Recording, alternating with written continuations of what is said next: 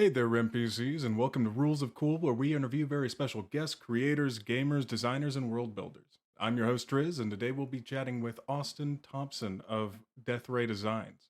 We have fantastic giveaways of two $80 gift codes good for any Steel Rift product on Death Ray Designs.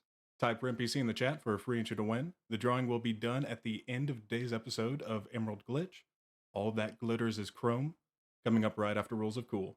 You can also get bonus entries by donating bits or subscribing. Every 100 bits gets you a bonus entry, and subscribing gets you 7 whole bonus entries.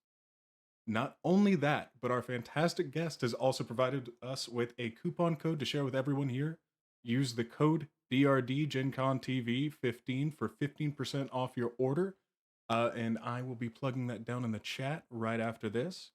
But in Alternis news, if you are looking for all natural soaps, lotions, potions, and more exciting alchemical wonders, look no further than Pure Alchemy Soaps. Specializing in handcrafted RPG themed soaps with unique fragrances that perfectly encompass who your character is in any campaign. Check out the link in chat. Persephone is now available on the BackerKit Pledge Manager for pre-order. The prolific science fiction author Kevin J. Anderson has teamed up with film producer Jeffrey Morris to bring you this story of space travel and human survival. Check it out now to get your copy and some other awesome rewards. And embark on a nostalgic journey with Dear Pen Pal Belgium 1980, a captivating Kickstarter project by award-winning author Jennifer Brozek.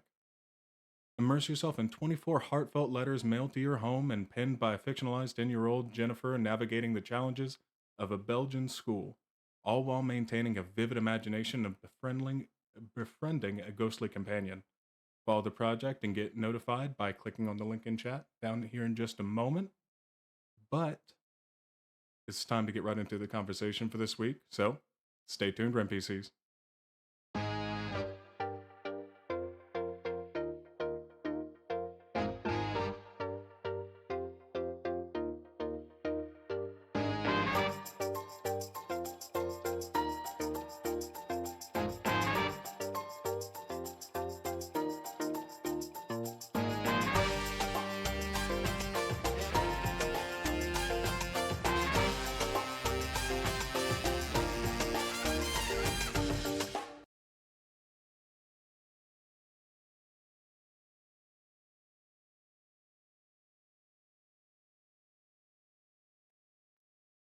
Alrighty, welcome back, NPCs, and welcome to you, Austin.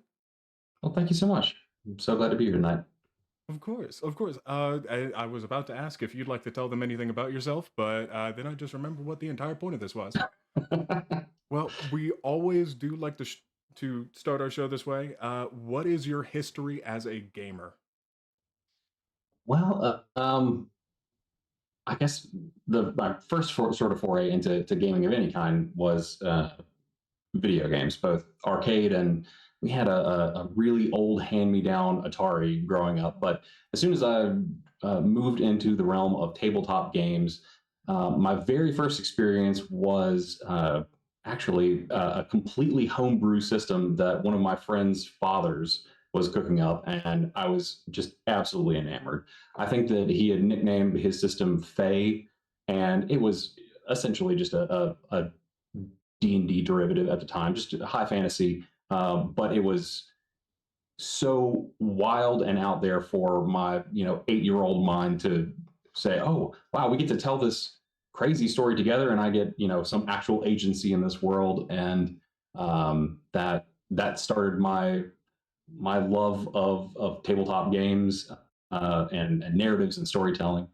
And then at some point, I'm trying to think of when exactly it happened. I mean, I guess I was still pretty young. I got my hands on my first set of miniatures, and they were the really old, I want to say second edition Space Marines. One of my friends had some, and I had a blast painting some very badly, and then playing a handful of games with him on that. And then from there, I sort of tumbled headfirst into running D&D games. I think it was probably about 11 or 12 when I started learning how to DM, and none of the other people in my friends group at the time had any idea about role playing games except for, I don't know, one or two people. But um, it ended up falling to me to do a lot of the DMing and GMing for whatever games we were playing. So that ended up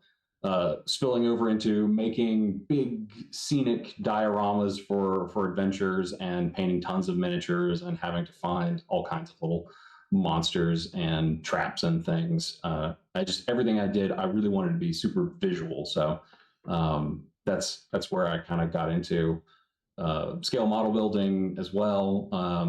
And then once I finally had some money, I guess kind of partway through college, I started playing more Warhammer, War Machine, picked up Infinity at some point, and really uh, started diving into tabletop war games and skirmish games. And that's where I still am today.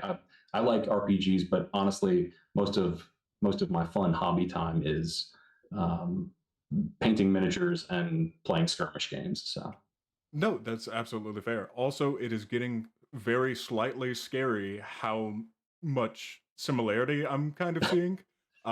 Because growing up, I also had an Atari, and the immediate for far too long, and then immediately after that, the N64, where I played GoldenEye to the point where the cartridge gave out.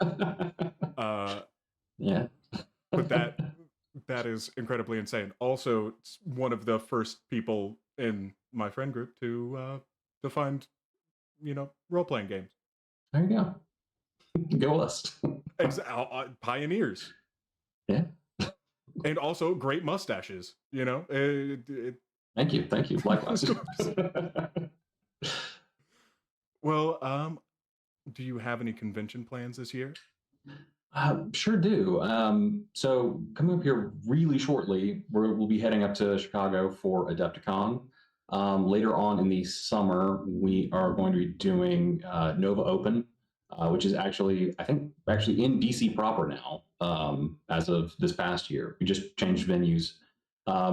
We're really hoping to get to more conventions, but just the logistics and planning is so big that we're trying to not stretch ourselves too thin, but we'd like to add a few more to the yearly repertoire.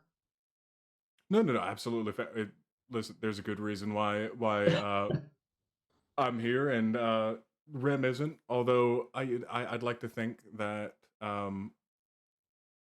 I feel like this is what Rim would look like under the right and the and I only mean that as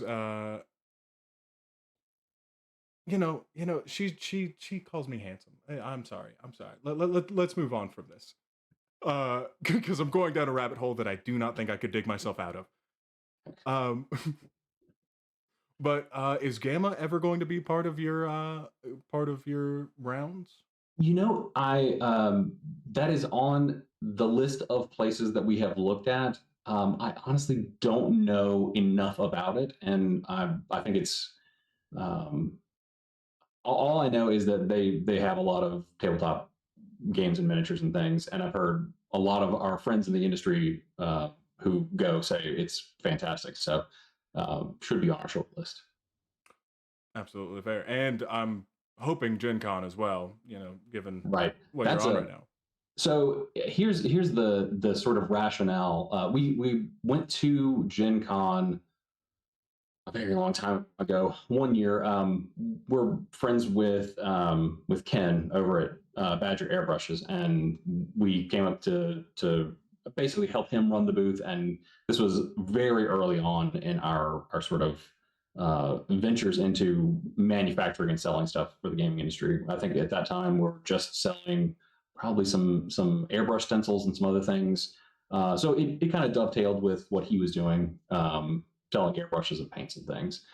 Um, but one of the things that kept us away from Gen Con for at least a little bit was we felt like we needed an actual game, like a full-fledged product thing to bring to Gen Con, because I've been to Gen Con many times as just an attendee, but it seems like the thing that I was always excited to see were new games.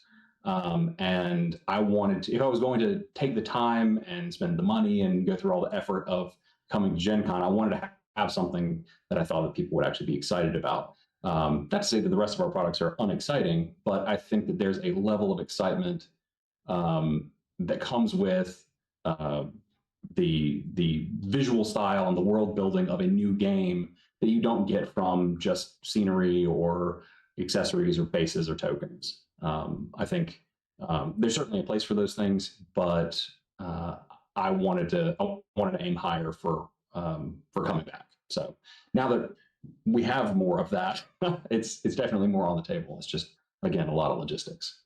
No, no, completely fair, and I fully understand the excitement.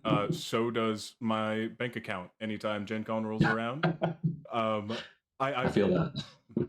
it has only been this last year that I've actually gone. Um, Yeah. yeah, and I'm I made a good point. I made a good point being there. Just easily $400 that I didn't have. Um, and it was a great time. I wouldn't take them back for anything. Well, uh, kind of going back to the gamery side, what is your favorite RPG and why? Oh, that's a tough question. The vast majority of my RPG career in running games and in playing games is sort of split between D&D 3/3.5 and D&D fourth. I ran a lot of fourth through college. By the time we got done, I mean, it was probably a 2.5 year campaign that I ran. And at the end, the system was so wild. Like there's so much content that came out and so many things for my players to keep pulling from that it felt really hard to keep up with. I left me with a lot of nostalgia for the scant few D&D 3 and 3.5 books that I had that I ran all through middle school and high school. Um, as far as other RPGs that I've been excited about more recently, um, one weird little indie game that I picked up. It was The Quiet Year, and I feel so bad that I can't think of the author's name right now. But it is an RPG that the entire purpose of it is to work with the rest of the players at the table. You're not actually playing characters, but you're sort of representing voices within a community that is building it's like a cartography game. You're building a map um, directly after a disaster happens, of like trying to um, sort of a post-apocalyptic settlement type thing, and you're telling stories and adding details to the map, and it's just such a weird fun one shot, and the digital rules are very affordable.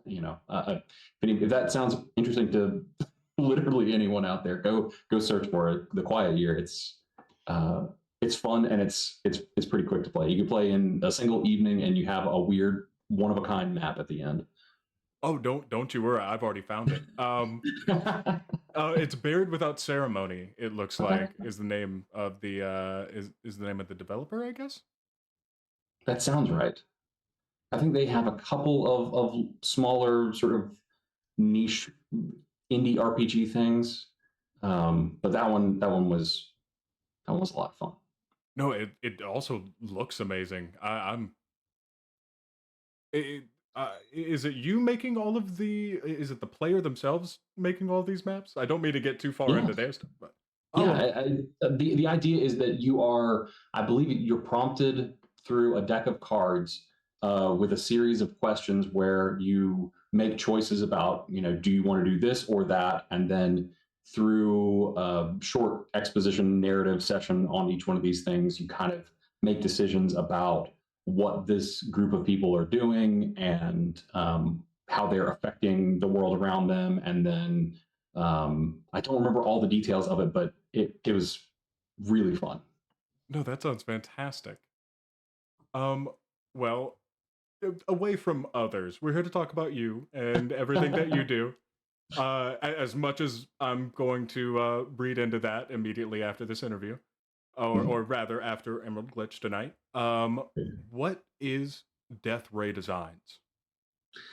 So Death Ray Designs is, well, it's my company, and we make a variety of tabletop wargaming accessories, and a game now, and terrain, and various other things.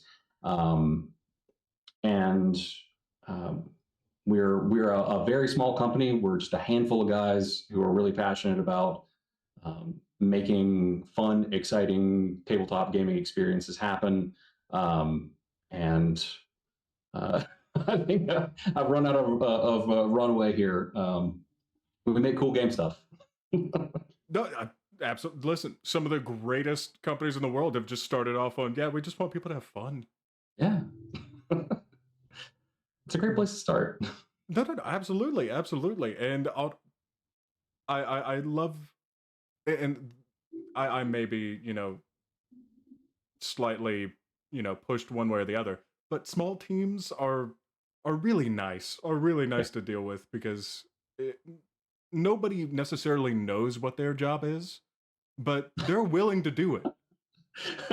That is like the realest statement. Nobody really knows what their job is, but we're all just going to do it. Exactly. But like, do you have the bandwidth for this right now? Yes, please. Yeah. Well, as far as your web store and everything, what can viewers expect to find there? So, some of our very first products out are a lot of laser cut MDF terrain. Um, we have quite a lot of it. And in fact, something that we're working towards right now is we've got a number of older kits that we are looking to retire the original version and put up a rejuvenated version. And we've got our punch list of what we'd like to be working on there. But the vast majority of the things that we have made over the years are terrain and scenery and little bits and bobs to make your table and your bases look that much more interesting. Um, More recently, we have um, started. Let's stay in terrain for a minute here. So recently, we've started working with a handful of other artists and doing essentially printing service for their terrain. So companies like Thunderhead Studio or Hardware Studios, we've started producing some of their terrain. We sell it. We also help distribute that to other shops, and make sure that their very cool art gets out there into the world. Um, we've also started 3D printing a lot of miniatures too. Many of them ours, a few of them also from Thunderhead and Hardware Studios. Um, and in starting to work on miniatures production, we finally got to the point where we said, you know what, I think it's time to actually make a game. So the most recent thing is a game called Steel Rift. And honestly, it's been around for a year and change, actually almost 2 years now. We had a fantastic time working with Ash Barker of Guerrilla Miniatures Games. He wrote the rule set for us, and he was an absolute joy to work with on this. I've known Ash for many years, and it's funny. We had a line of just some little miniatures and things, and thought to ourselves, should we make a game for this? And Ash's initial response was, no, just stick to making miniatures. You'd like that's be creative, do the thing. Don't worry about getting bogged down in making a game. You know, people like miniatures, and they'll find some place to use your minis. And right as this was happening, COVID was setting in, and we ended up I sort of strong armed him into getting a 3D printer. I may have just sent him one, and said, "Hey, I want to collaborate with you on some of these miniatures I'm working on. Have a 3D printer at home, so that, like, if I'm working on something, you can print it and look at it there, because he lives 1,000 miles away from me. Um, and shipping was kind of questionable at the time. So we started working on that, and I was sending him parts to print, and he had a lot of fun playing around with some of the robot miniatures that we made, and came back and said, you know what? I'm having so much fun with these. I think I changed my mind. I think we do need to make a game that is really focused around like customizing mechs. And I said, okay, give me a pitch. And a couple of weeks later, we had a rough draft done, and then we started, fine tuning and polishing. And by the time the world was ready to open back up, we had Steel Rift ready to go for the first Adepticon back. I think it was the first one back. But yeah, it was a lot of fun to develop, and we had fun continuing to make new rules and new things for that. So that's another big piece of what you'll find on the web store, along with stencils and decals and all kinds of other fun stuff. No, absolutely. I couldn't imagine a better time for that to for that to launch. Yeah. That's wonderful. Everybody coming back into the sunlight. Well, back out in the sunlight, and then back into the game stores. Yeah. Oh, I can already just imagine just it being about customizing all of these, just the part swapping, and like, that sounds wonderful.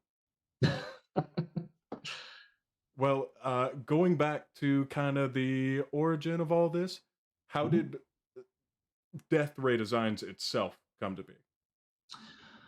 So, all right, let's dig way back. A long time ago, In a galaxy far, far away. Yes. I sort of I had stopped doing a lot of tabletop wargaming stuff close to the end of my college career, and was trying to get a job and figure out what I was going to do with my life. I was getting ready to get married, and at some point I thought to myself, like, yeah, I want to get back into painting and doing some hobby things. I don't really have a lot of friends around anymore that are playing these games, but maybe I can just have fun on the internet. So I started painting, and I forced myself to learn more in-depth painting skills, so that, or rather, I forced myself to make videos about painting so that I would have to know it well enough to teach someone else. So I kept making videos, and they were kind of terrible, but they were fun. Production quality was awful. It was so. One other thing to back up further, I have a degree in film and video production, and I didn't have any equipment anymore because I was essentially working IT jobs, and was like, I'll use a phone. It's fine. These phones are great now, so I'll just do that. I made it work. But shortly thereafter, once I had kind of gotten up ahead of steam, and got a decent camera, and was doing it regularly, I saw a post go out from Mini Wargaming asking, we're looking for content creators. We're trying to start up a new paid-for video on-demand service called The Vault, and we need anybody to make videos for us. So I threw my hat in the ring, and was not expecting much, but ended up connecting with Matt and Dave, and they liked the stuff that I was working on, and helped make that an interesting little side hustle for a while, and continued working my day job, and then would come home at night and paint and do video work for them. And I had a lot of fun doing that. I learned a lot of things about actually doing content creation as a job. And then at some point, they were going to be transitioning to have their content creators there in person. They're in Canada. I am not. I'm in the Southeast US.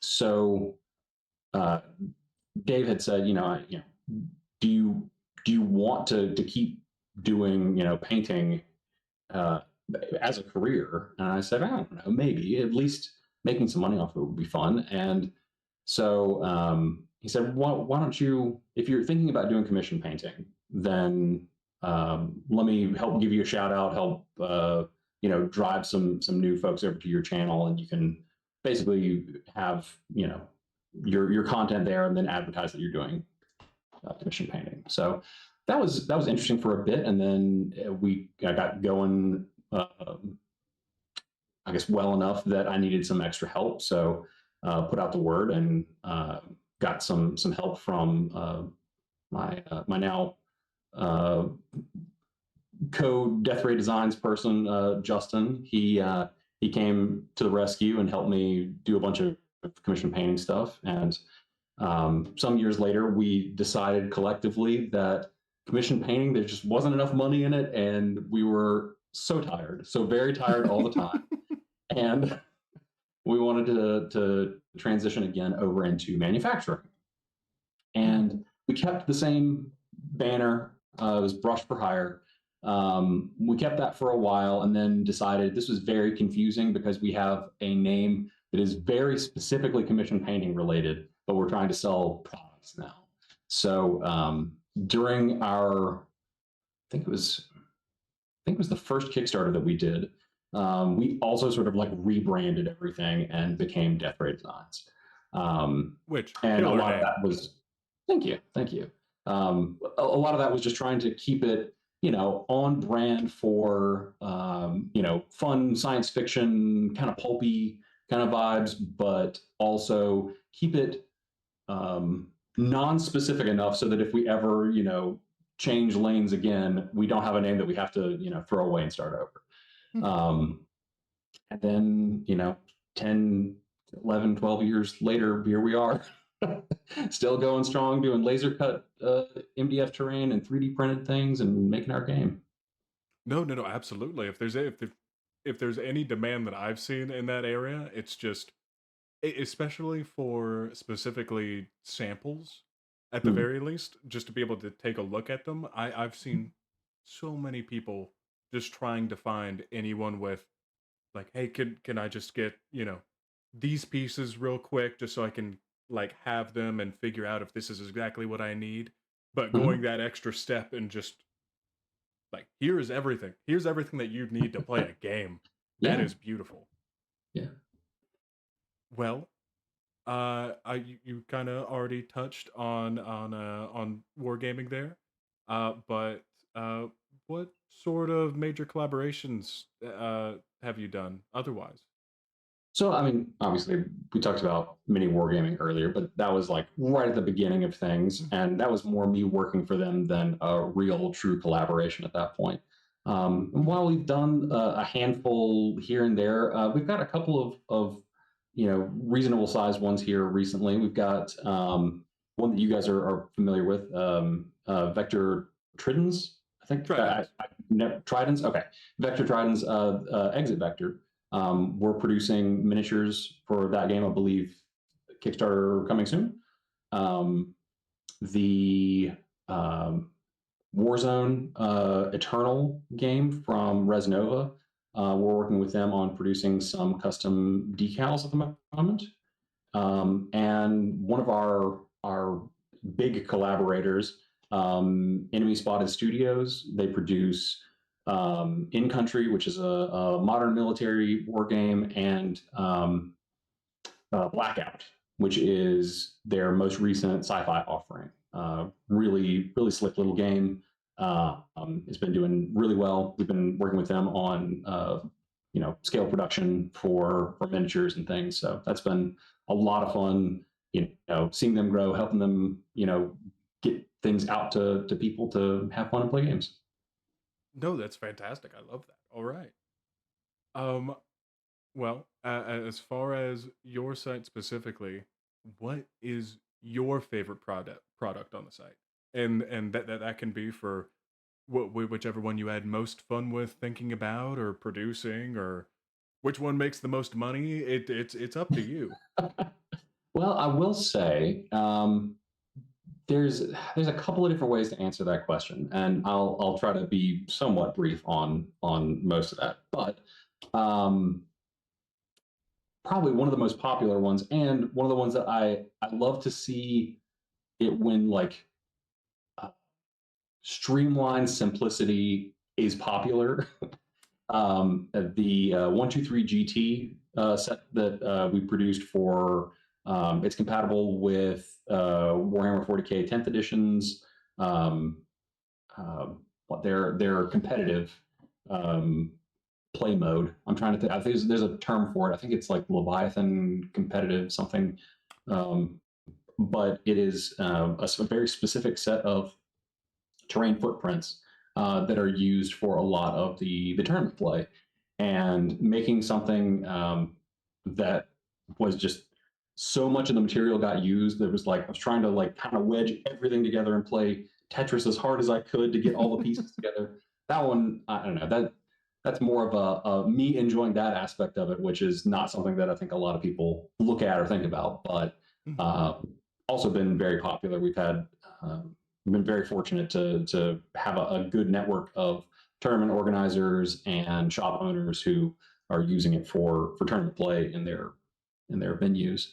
Um, and as far as other things that I like the look of a lot, I love the ultralight HEVs for Steel Rift. They're little squads of three guys. I don't know, they're just so cute. I had a blast sculpting them, and I don't know, they're just fun. No, that's absolutely fair. Sorry, I'm plugging in that a little bit about Steel Rift right now. Um, that is fantastic. Getting into a little bit of the production side of it. Mhm. Um, how and you kind of already hinted at a little bit.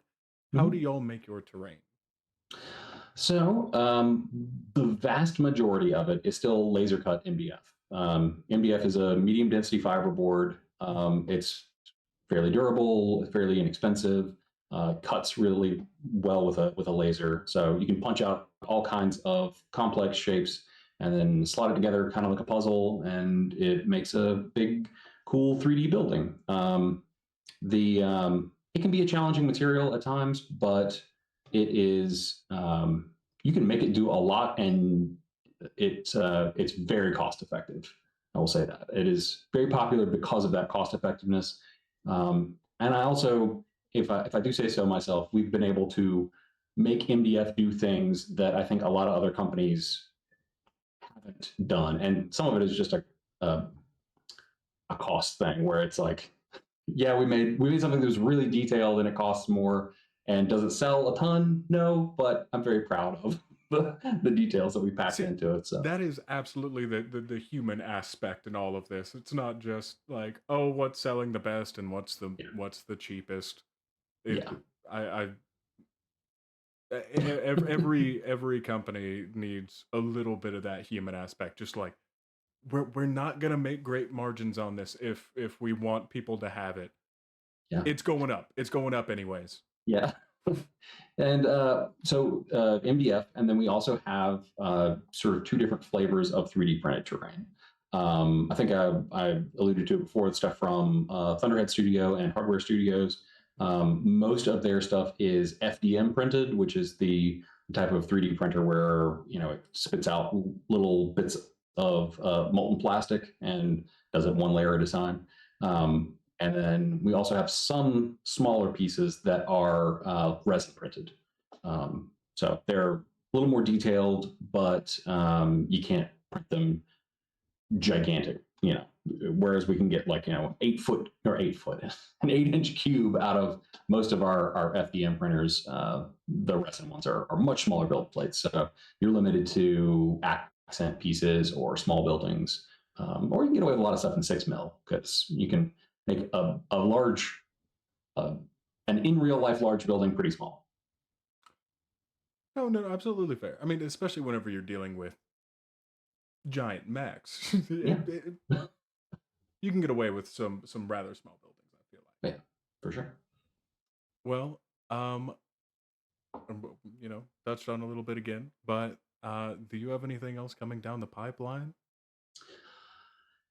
Well, yes, we do. We've talked about Steel Rift a bunch. We have a brand new release coming out at Adepticon this year, and it'll be available on the website. Same time, new expansion, really diving into close combat rules and short range weaponry, new weapons, new upgrades, new scenarios, new deployment types, new teams. It's really like almost like all of the stuff that you need to build HEVs in the core book, double it. It's a ton of stuff. We've been working really hard on it for most of the last year to get things fun and balanced, and it'll be I think it'll be a big hit, not only for people who want to do melee stuff, but also those still doing ranged armies, because there's goodies in there for everybody. On top of that, we have some new HEV sculpts that are thematically appropriate for some of these new melee mechs. They are kind of a little bit of an anime knight theme. Knight mecha. I'm trying to think of something else to compare it to, but you'll see it soon. It'll be good. No, listen, you had me at anime mech. All right. Um, kind of in that same vein, what makes Steel Rift different from your other products, in your opinion? um, from our other well, so it's the only game that we have. But if I were going to expand on that and say what makes it different from other things in the industry in general, I would say probably the customization.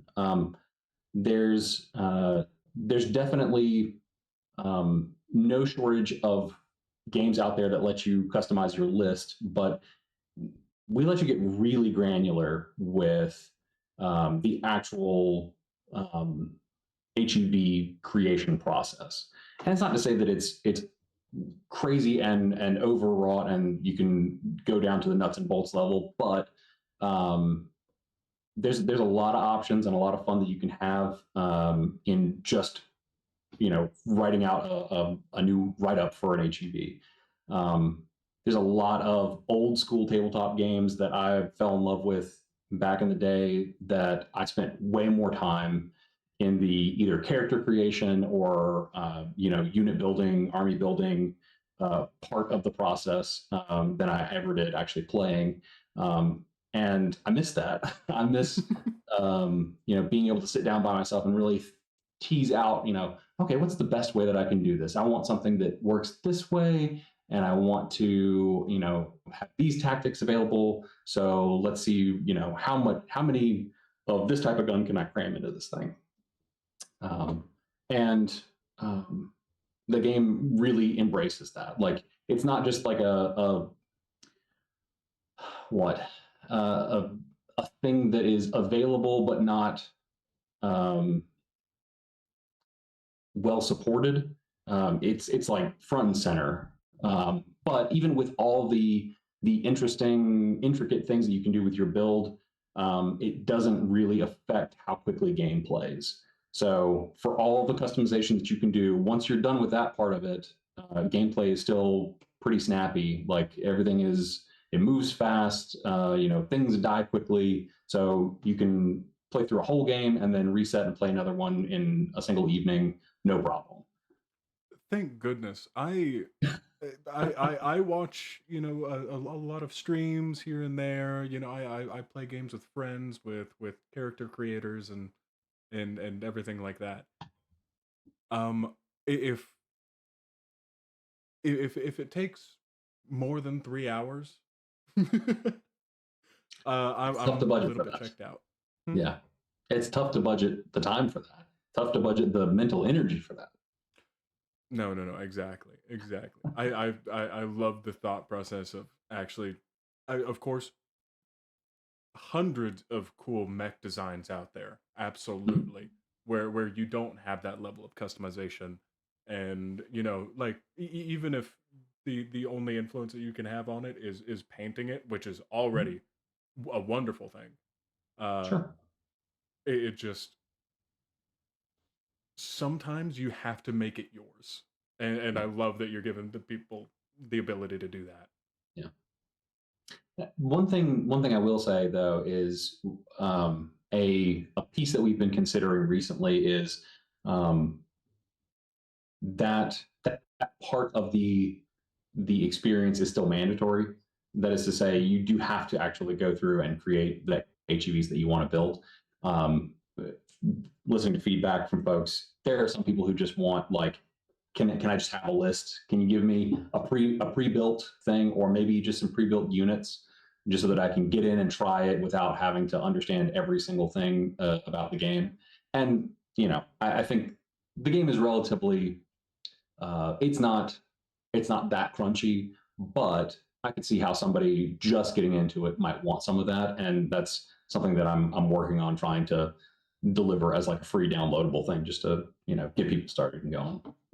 No, that's fair. Just for people who specifically want to like break up the learning process a little Yeah, bit. exactly.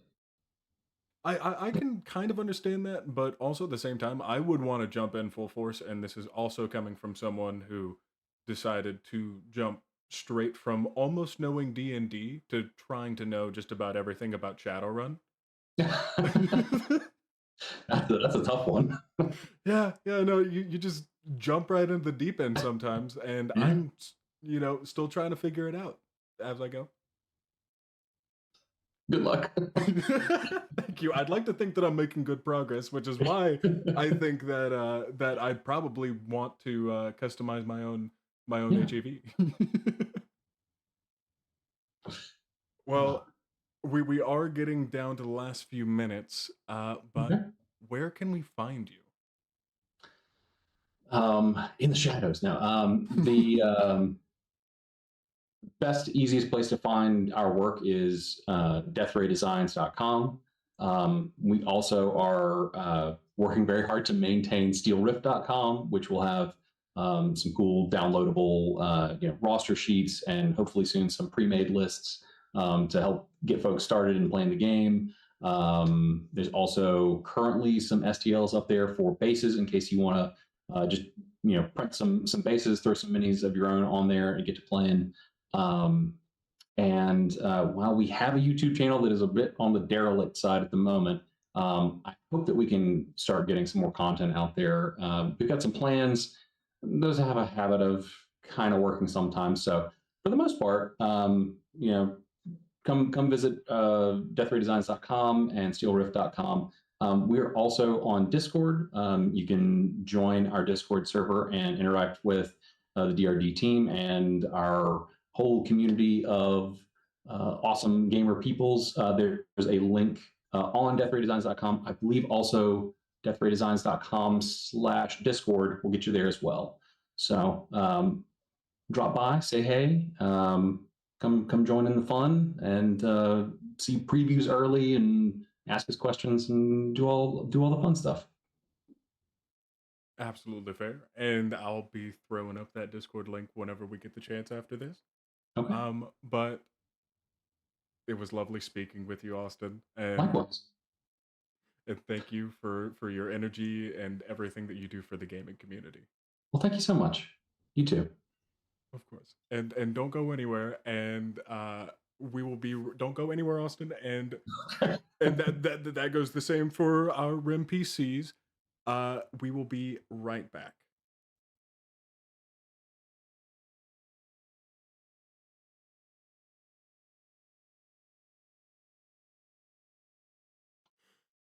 And don't forget that we have a wonderful giveaway of one of two Death Ray Designs $80 off gift codes. Sorry, I accidentally had that incorrect in the little line. Thank you for the team over at Death Ray Designs for donating such a wonderful prize. Type RIMPC in the chat for your free entry to win, and don't forget to get bonus entries. All funds help to pay our cast and crew and keep producing content. Thank you all for joining. Now on to today's episode of Emerald Glitch. All that glitters is chrome. See you there, NPCs.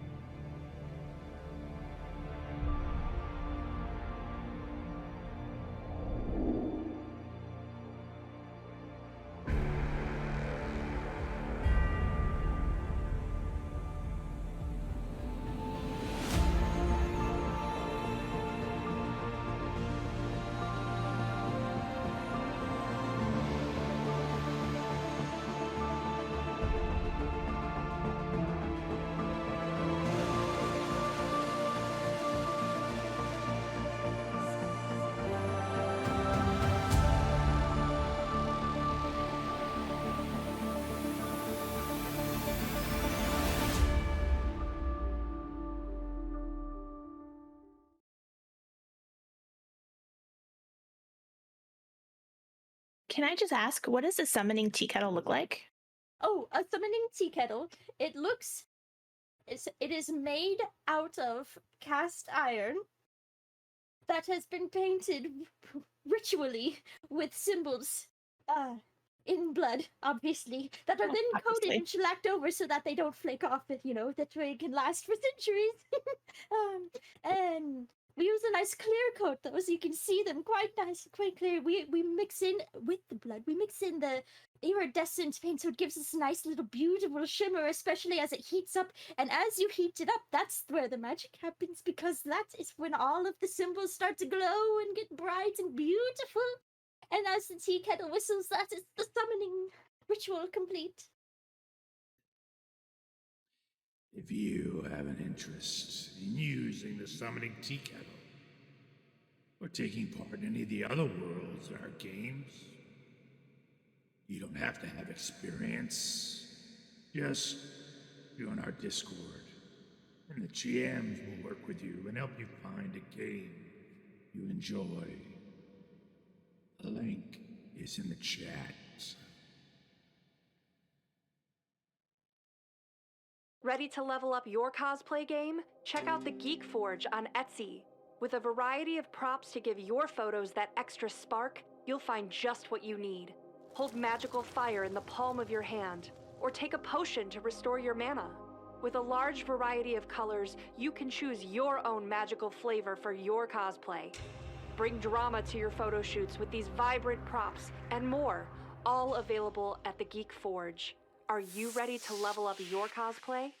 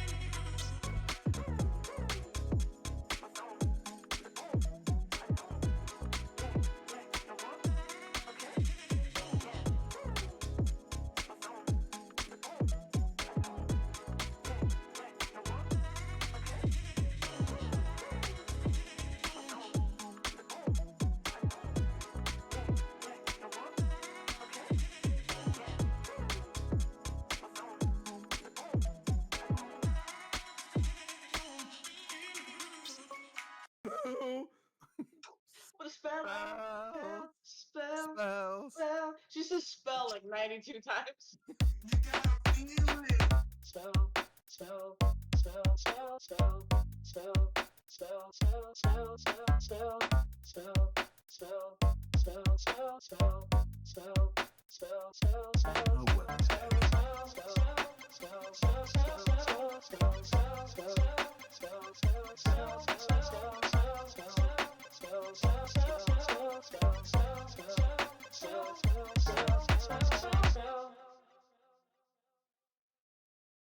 You get to play with us now, which is so exciting.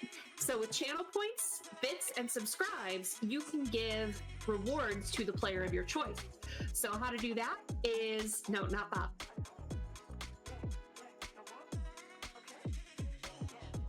Channel points, I believe it is 500 points, gets you NERPs, which is +3 to any dice roll to the player of your choice. For 1,000 channel points, you can do a point of edge to any player. And for 2,500 channel points, you can do 4 edge to the player of your choice. Now for bits, for 100 bits, that's $1, you can do the NERPs. For 200 bits, that's $2, you can do the point of edge.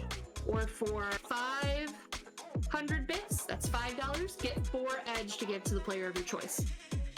And finally, again, the subs, if you subscribe, you can give 4 edge to any player.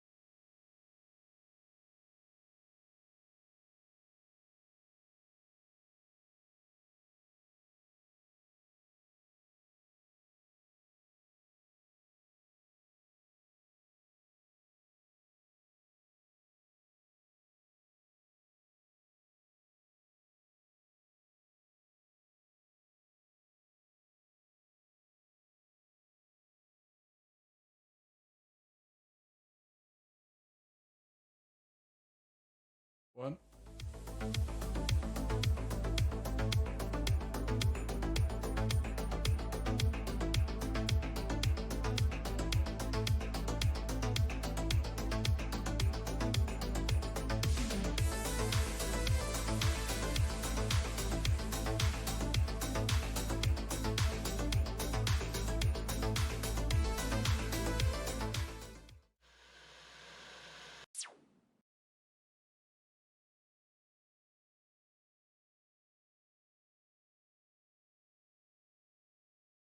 Hey there, Gen Con TV watchers. Welcome to another amazing episode of Shadowrun Emerald Glitch. I'm your host, Max, from the original box set, and we have an amazing show for you tonight. It is March 7th, and howdy, y'all. The group is back together to do some shopping in the sixth world. They might even do some legwork to get themselves a 5-finger discount on some of those purchases. Now, it ain't all gonna be like going to Kong Walmart. Ain't nobody gotta get dressed up for that. I don't want to spoil no surprises, so stay tuned and see what they get up to, y'all. Oh, and if you didn't catch last episode, it was a doozy. The two tech heads drove a target into the wastelands. No, not to give him some Lake City sleeping pills. Gosh, you people, we can't do that on this show. It's rated PG-13. Christ's sake. No, they had to take him home to his people. Isn't that nice? Our runner's doing a good deed. Heck, that's a lot. These guys, they might just be heroes if you ask me. Now, before we get started, Amber, what do we have to give away tonight? Drumroll, please. For tonight's giveaway, drop a hashtag RunPC in the chat and you'll be entered for a chance to win one of two $80 gift cards, good for any Steel Rift product on Death Ray Designs website. That's right, there's two winners tonight. Our winners are going to be announced at the end of the episode and you'll be reached out to via Twitch Whispers. Now you can get 7 additional entries if you subscribe to Gen Con TV today. And don't forget, for every 100 bits you donate, you get another entry. Not only that, you can help us players when you donate. For 100 bits, you can give one of us a nerf. That gives us additional die that we can roll. For 300 bits, you can give a player 1 edge, and 500 bits gives a player 4 edge. And if you want to make our lives a little more challenging, you can choose to give those nerfs and edges to our Game Runner Max. So, everyone, stay tuned for the show and take it away. So, actually, it's not me. Not me at all. I'm just going to sit here and zip my lips for a moment. Because it's the players that need to go from here. Fine. Nova. Zoom in on her face. Close caption. A vein in her forehead is beginning to pop. She's waiting for the clock to tick and, get her out of there from the stuffer shack from her shift. She thinks she's coming down with a cold. Or maybe she's just trying not to start a food fight. 6 o'clock comes around, and she's out the door. Ooh. Hey, Which stuffer shack are you convoy. at? Oh, the one in Emerald City or the one in Northtown? Northtown. Yeah. Snohomish. You're in Snohomish one. Snohomish. Where there are vampires. Yeah. She's in Vampireville. Hey, convoy sends text. Hey. Hey, but just just right back, just hey. No other response. Come get me before I'm food. And then I drop a pin, and you're probably wondering, how is she able to even do that? Well, she's been practicing with supervised playdates with her PMax. Amazing. OMW is the response you get back. Hi. Arkle, Apple Leaf is getting pretty good. Look, check this out. I show the pin. I throw it over. Look what she can do. That must be insane to her. About how... At this point, I'm assuming that we've kind of started to head back, because otherwise we would be on the other side of the wastes.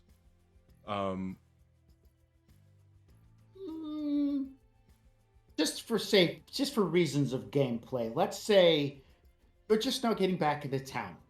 Like, we'll say Nova's getting off work at right before the rain, right? Isn't that how it normally happens? So that when you're stepping outside, the rain comes in? Mm-hmm. That'd be 9 p.m., right? How convenient. So you guys are probably getting into... No, we said 6. You said 6 a minute ago, so you must have had an earlier shift. Mm-hmm. So yeah, we'll say that you guys are driving into town at this point in time. You haven't even come back, kicked your boots up or anything. You're getting off the highway. How's that? Got it. I don't know how she figured that out. She must have found like an old MeTube tutorial online, I guess. I'm not too sure. Yeah, I reckon something. I reckon she's searching stuff, finding answers. I mean, It's amazing what they can do. right? I mean, it's great to see that the love of learning doesn't go away at older ages, right? You get 5 vampire emojis. Next time on a guess. And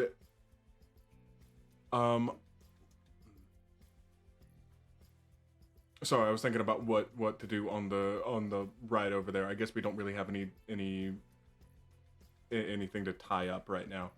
No, not really. I mean, you could also reach out to Techno Siren and be like, message them as well and see if, like, is the group getting together? Hey, we should talk about stuff. I don't know how much you want to drop on text messages about the stuff that you recently learned, considering that this data, that words that you put out there are never going to be gone. People will always be able to come back and read them. How much do you really want to share? So.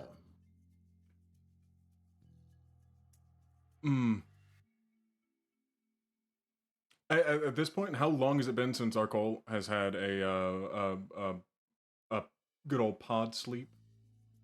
I'm going to assume that your friend gave you a kind of like a pass on when you guys got out there. There was a like a station where others like you have been living in and around, and there was an ESP there that you took a quick 15-minute crash in. Okay. So you've only been up for technically 1 day. Okay, then that's perfectly fine. If it was going to be for the entirety of last episode, then he was absolutely going to shoot over the video that he had taken of the very handsome alien. But in this case, he's going to hold off and just shoot off the group message going like, hey, we're meeting up, we're going to go pick up Nova, and Convoy will be back with you about where we're meeting up. If you'd like to be involved. Man, the text message just keeps on going, and then there's like a bunch of dots, and there's more words, and then more dots, and then more words, and so it comes through multiple different times, and it's like he's going back and he's just editing the last text a couple of times back to you. Techno is lying on her very thick plush, like white rug on the floor, like a little bit hungover from the party last night. I'm supposed to be like editing content, but I'm like daydreaming instead. I'm in the astral plane, but I get my phone message and I like roll over and I answer it and I'm like, oh, thank God. And I like leap up because it's like been a minute since I've been able to like leave. And so I get up and I change like really fast and I'm on my bike and on my way out to where I should meet them. I assume that Convoy sends me the pin. Yeah. Well, I don't send you a pin. I tell you, you've been to my place. You know where it is. Oh yeah, So. yeah. One of Great, the most that's right. important things, don't put his secret hideout pinned anywhere on any map. So I assume that you guys turn off devices and whatnot and stealth mode anything that might give a signal out. And I'm assuming also somewhere near the entrance, convoys set up an area where there are scrubbers. So if you pass through, any RFIDs that have been placed on you guys get taken out. So, it's all quiet like that. We are going to pick up then from the hideout. We will say that Techno Siren, you get there first before the guys get there with Nova. And so as you've come to a park, you can see Willie is inside the garage area. He comes out and gives you a wave. He has got like grease on his hands as if he's been doing some work.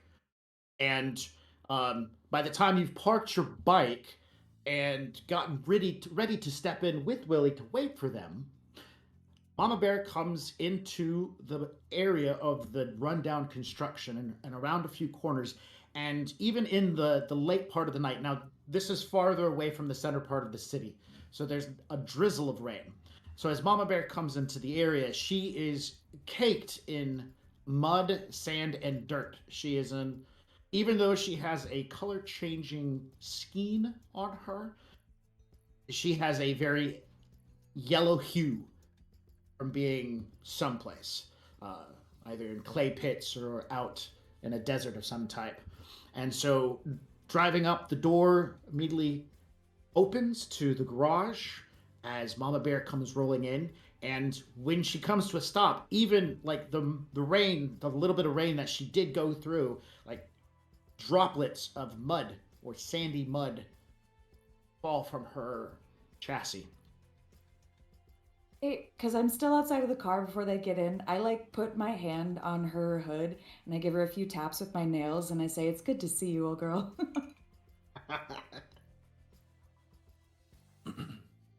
I'll step out, be like, oh, and I'll do something similar where I pat her a little bit. I'll just be like, yeah, she's pretty happy to be out on some dirt. It's been a while.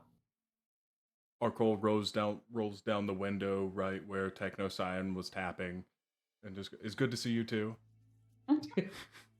Oh, hi. Are you coming out? And I like open the door for you. Well, thank you. I do enjoy being treated like a lady. And I offer you my hand at that. Why, thank you. Excellent. And he pops on out. So what are we doing? What's up? How have you been? Well, we've been busy. Yeah, I just a little bit. I just got off work. Are you still in your Stuffer Shack uniform? I sure am. I Bright take off my orange. jacket. Aztec logo.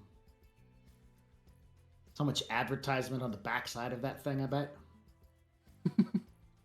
Like a race car. Ah, that's really cool. Yes. You look like you could use a drink. Some krill pizza would be cool. Can we get delivery here? Ooh. Oh, I mean, I got the fridge is stocked, so You have I got pizza? one.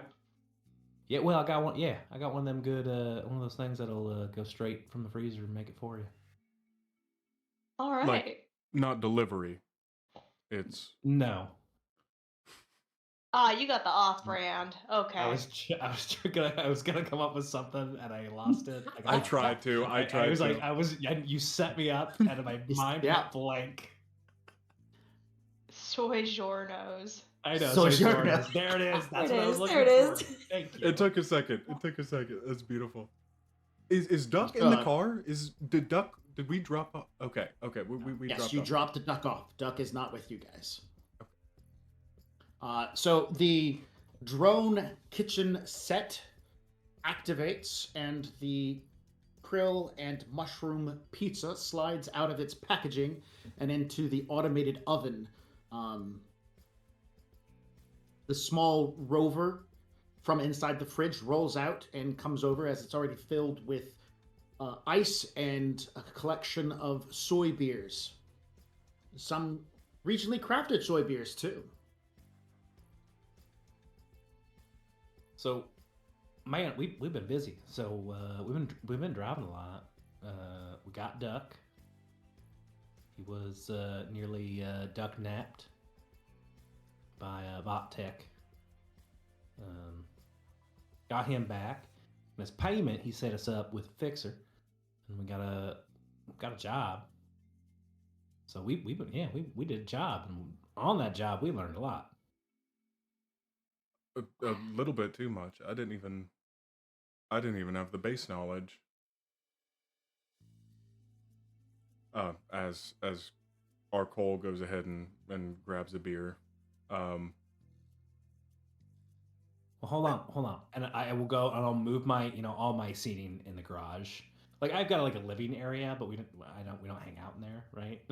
Like I don't like we sit in the garage.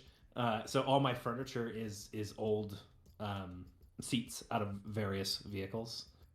So I move it and set it up as if it were Mama Bear. Like I get 2 captain chairs, put them up, and I put the long seat in the back.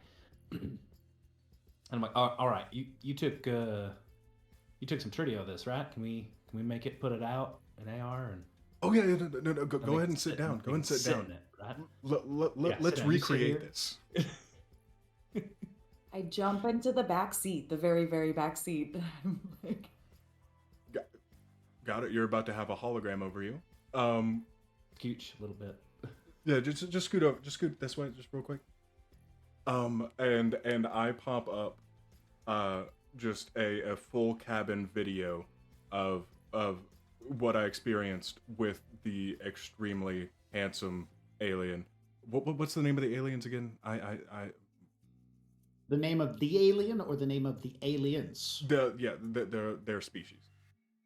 Allurans. It's literally Allurans. Max cheating and just saying allure-ins because Max really thinks it's easier just to do stuff like that.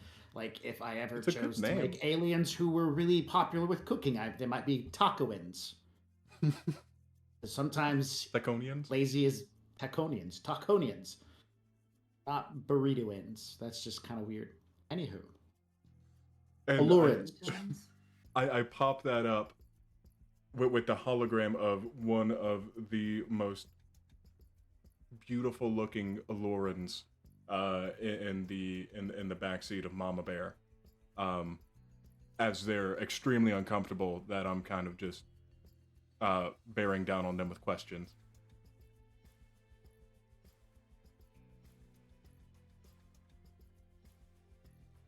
So when this man, he is definitely taller, maybe close to 2 meters in height.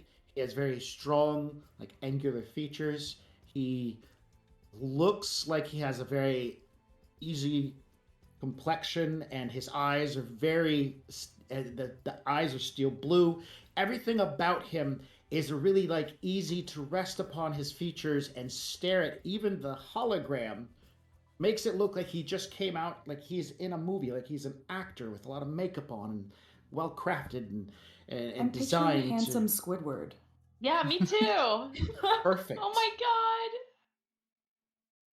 god. Amazing. So, and he is wearing a business suit, minus the tie and jacket, as were taken from him by his captors.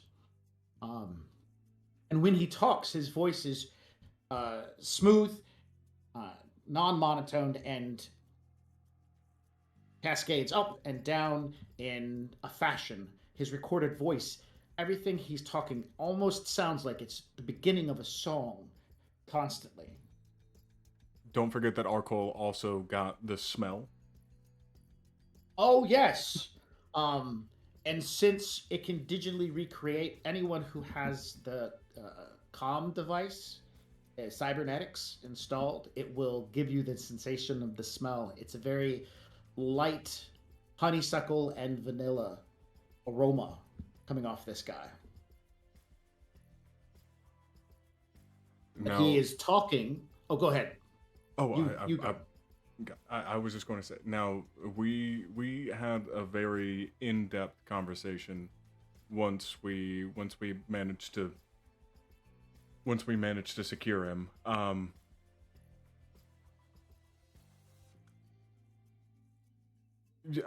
He ends the trio and says, I think both of you may want to sit down for the rest of this. Oh, considering they're already sitting. Well, Techno is, but I don't know if Nova is. Oh. Oh, she's But- like she's walking around eating pizza. Mhm. So wait, who's the beautiful lady in this video? What?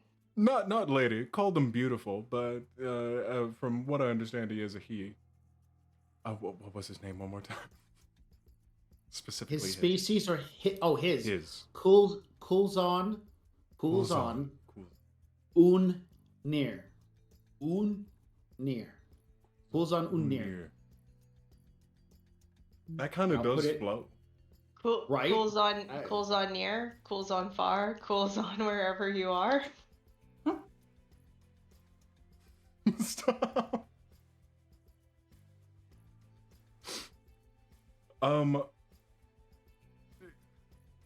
So we ended up with a new job from the fixer that Duck had connected with us, and we knew that both of y'all were busy. It seemed time sensitive and honestly rather straightforward, so long as we had a rigger. So we picked up. We were just told that there was a crater. We picked up Cool. His name is Coolzon Unir, and our job was just to take him back. But he was very gracious and he answered a few of our questions for us. Please, Nova, just go ahead and sit down. I sit down.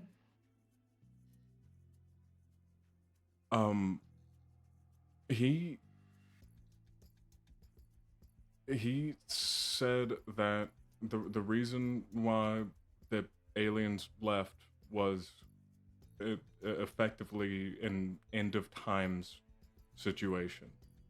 He didn't want to tell me more than that, but through a little bit of a situation, we were able to figure out more. And I saw it. I saw what the hive mind kind of figured out. Yeah, they got like mind talking, like telepathy, where like it's less of a like the magic spell. I don't know, but it's just like he could share images and such with you. So it was less of a like a here, look at these photos sort of thing, and like more of like an experience of feeling it. If that makes sense. And it seems like the entire race could process this information at incredible speeds, as though all working as the same piece.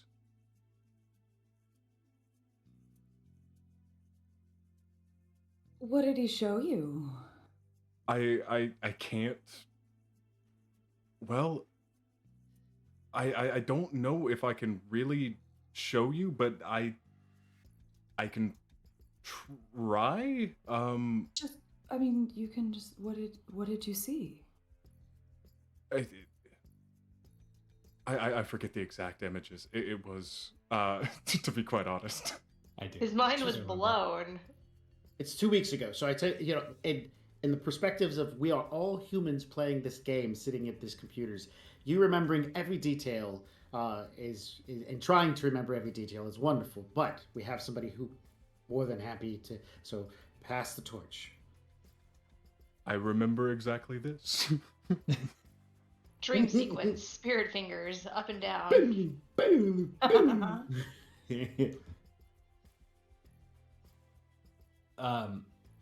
So they basically sense that something's gonna happen. Something's gonna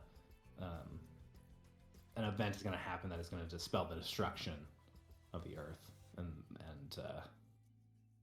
basically we watch Emerald City raise itself up on the space elevator all the way up into low orbit. Would you say? Mm-hmm. Mm-hmm. And then there's a flash of light with a flash of light with a what's attached to the light? A tail, right? Yes. A flashlight with a tail, and it basically something happens to Emerald City. It explodes and falls to the ground, destroys everything, comes tumbling into Earth. So mass extinction event. Now, go ahead. So since Technosiren is obviously, magically adept. No, she's not adept. She's actually magic. No, sorry, I mix up words. Like genuinely magic. Yeah. This is your character's thoughts, not your thoughts, because adept in the game is a term. My thoughts. Cool. Sorry, my bad. Keep going. I completely forgot that adept was another term. Arcole wants to reach out his hand to see if he can pass off these images to Techno. Yeah. Since that's how it was, and he's just going to put out his hand and say, "Can I try something real quick?" Yeah. And I put my hand on top of yours. What are we trying? Now, is there for kind of sending those images over? I know that I'm effectively a 1 in everything on that. You tell me what you want to do, and then I would like to show. Pick a stat. Pick a stat that you want to use. Pick a skill. Pick something that you want to roll that would emulate what you're trying to do. I want to help in any way. My instinct is to do something with the astral plane at the very least. Sure. At least start to perceive in that way, so I can. So, he's Let's go trying. With memory. Sure, you're going to try to use your memory to project these images to her and to Technosiren. And you've never done this before. You've only received it, so you only know the sensations that you felt when it happened. And I'm assuming you expressed this. I want to share with, and so hold my hand. And so, and Technosiren, you want to help by peering into the astral and trying to help focus him. Yeah. Sure. All right, then we will start with you. You two are now holding hands. For everyone else who is watching, these two are now holding hands. That's all you can see. When you peer into the astral, he's awake. He has become awakened. When you last was with him, I watched it happen. it was and the energy that is omnipresent is pretty powerful and untrained, untapped. It definitely looks hermetic. And so what do you want to do to assist? I guess the way that I'm kind of envisioning it is if there's any way that while I'm in the astral, I could perceive whatever magical effect he is trying to initiate and lend some of my magic and skill to it to kind of help it grow. What skill would you want to use? What skill do you think applies to this? I think it's got to be astral, right? Sure. I mean, I'm taking. What is he using? He's using memory. He's just thinking really hard. What about? Always. Well, like, do Always. you think that it would be because I'm perceiving it in the astral, but like to lend my magic to something, shouldn't I use my magic rating, like sorcery, maybe? Yeah. Yeah, you could do that. You see, and it's you think from how he's talking, what he's talking about a spell in particular. Um, and so if you have that spell, or he has that spell, this is a mute situation. So he's trying to cast a spell he doesn't know. Yeah. It's kind of cute. Yeah. Do I? What I don't think I know it either. I may know of it, but Nova posted it into our chat. Nova, what's the spell called? It's called Mind Link. Mind Link allows the magician and one voluntary subject to Oh. communicate mentally, exchanging conversation, emotions, and mental images. One hit on the spellcasting test is enough to establish the link. The subject must remain within range of the magician for the Mind Link to work. So if you know somebody who has some grimoires laying around that might have that spell, maybe make a phone call, reach out to a contact. You can go pick one up. But in the meantime, and I don't want to put a damper on everything, but while you're in astral watching him flail around, he is, in a sense, trying to spew magic and have it do stuff. But it is like a 7 or 8-year-old with a saxophone that they only pick up on the weekends. And it is all over the place, and it is loud and vibrant, and somewhere beneath the ground, an aged saxophone player is going, yeah, that's a good beat, man. Because to everybody else, it sounds horrendous. So, but you watch this novice spellcaster thrash about and try to do something. You see tiniest wisps. I'm of the old man everything. saying, "Yeah, that's a good beat, man," and I Yeah. can't find it. So, your memory test is going to fail. You remember as best as you can. No matter how many successes you get, you're not going to make it happen, but you're going to provide the onlooker with an exact understanding of what you're trying to do, and you're trying to cast the Mind Link spell. Okay. So you know what he needs. He just Okay. needs to have that and get the skill behind it. Right. Okay. Meantime, to the rest of the world, they're just standing there holding hands. Nova and And- Convoy are just sitting there eating their pizza, just going. Okay, but then I look over at Convoy and I hold my hand out in case he feels lonely. Yeah, all right. Okay, we're holding hands eating pizza. Willie walks over and holds his hand out. I'll set down my pizza and hold his hand. But Willie, now you have to feed him the slice of pizza. My social programming tells me that would be awkward. But okay. He'll pick up your slice of pizza and try to feed it to you. I think this is supposed to be I in open fun. my eyes and I'm like, it's not gonna happen. And I look over and I see this happening. I'm like, what? And I are your eyes closed, Arcole? I would like. At this point, I'm assuming that we're kind of letting go around the same time. Whenever we realize that no revelation is no actual transfer is happening. So, I'd say roughly the same time, unlink and then open eyes, and we're both seeing all of this. Yeah. That almost you have something going on, but we're both gonna need some help to make that spell happen. Okay. Well, regardless, what we already told you, it's Oh you yeah, know, I end of days, effectively.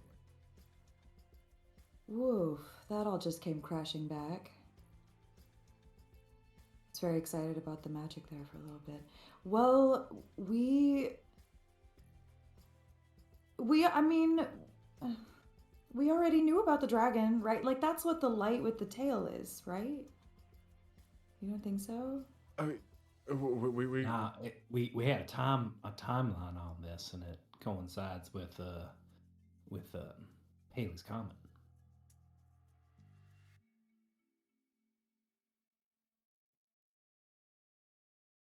I'm assuming that convoy is still holding hands right now. Just Yeah, I'm locked still holding hands. Is the ritual done, or do you still need the? No, it's not going to be. We need another. See, we disconnected because it's part of the ritual, but you three need to keep on holding hands, actually.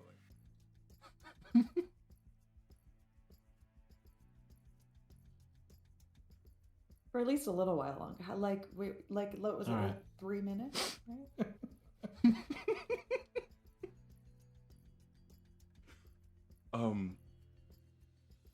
But yeah, that is effectively what we were told. I'm glad that we were able to get it out of him. It doesn't seem like any part of their species wanted to let anybody know. It seems like this is not the first planet that something like this has happened to, or not, or at least the same people. Something like this has happened before with them, and they find it easier to not tell us. Yeah, it was it was kind of like a you know that kind of weird thing where psychics get premonitions, but they also can't save themselves from falling downstairs, right? So like feel that kind of vibe, and like like, oh, we can't do anything about, like, we know it's happening, but of course we can't try to stop it or anything, because that would be This feels wrong. very Nostradamus. Well, someone always saves the world, though. Like every TV series ever, there's always been an apocalypse, and then somebody say, like, we're not seriously thinking about just like letting it happen. Well, they were gonna. That's why they're leaving. Well, that's But- them, though. But like, I don't know. Aren't we like superheroes? Isn't that like our thing? Aren't we gonna like kick some butt? Whoa, Like- I was in it to We're getting be a paid. crim. But what New Yen doesn't really matter much if the world's gone. There it is. How do we know it's the world and not just Emerald City? There are other cities out there. Like dinosaurs, Remember Weren't we that? trying to destroy Emerald City? Remember that last extinction event? Very I'm similar. gonna dino your store if you don't stop. I wasn't calling you a dinosaur. all right.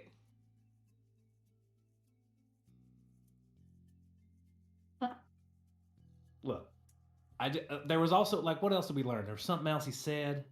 He was talking about don't they have like a water spirit or something trapped up there? Right. You asked him. Do you remember what you asked him for that to come out? Because you asked several questions, and the last question was, well, how do we... Yeah. There you how go. do we stop it? That was... Exactly. What was the answer? We had to free, like, they're using a water spirit to make it rain. That's how they can make it rain on time. So we gotta free that water spirit. Oh. That is the answer we got, right? Something similar. It was very, very vague and The exact phrase to share, and you can go back, watch the other video. Someone needs to free the water, to free the free spirit that is being used to control the weather. They will cleanse everything and bring the world to a new, so that mankind can survive. Never said that you would survive, but mankind would, if that spirit doesn't get free. As Convoy is struggling to remember all of this, I pop up the Tridio moment of that. So when he pops up the Tridio and he starts playing with it, he hits hard reverse and goes back to the beginning and starts playing it. And as you guys are watching, the AR image, this voluptuous troll woman in combat armor comes up to the driver's side window and starts talking to Convoy before there's a sudden fast forward button and she disappears, and then there's the alien and the driving in the car and whatnot.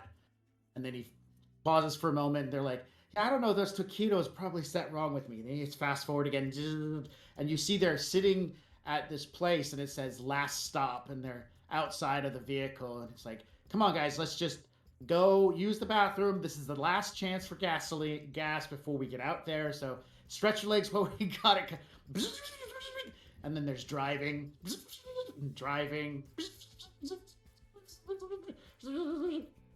And then he goes, and that's the last chance for humanity. Okay, so that's what you guys put up with for like a couple of minutes. Fast forward, rewind, fast forward, rewind. And when he touches their hands, and when he's looking at Arcole, he says, "You're awakened. I did not expect that." His reaction on his face, you guys were in the moment. You guys were all in the moment. And see, this is why. And I would like everyone to do a judge intent. Oh, wait, is that what this is in this game? Judge intent, yes. Make a judge intent. Because what he says, he's like holding your hands and he looks and he like stares right at you and goes, I didn't expect you to be awakened, was his exact words.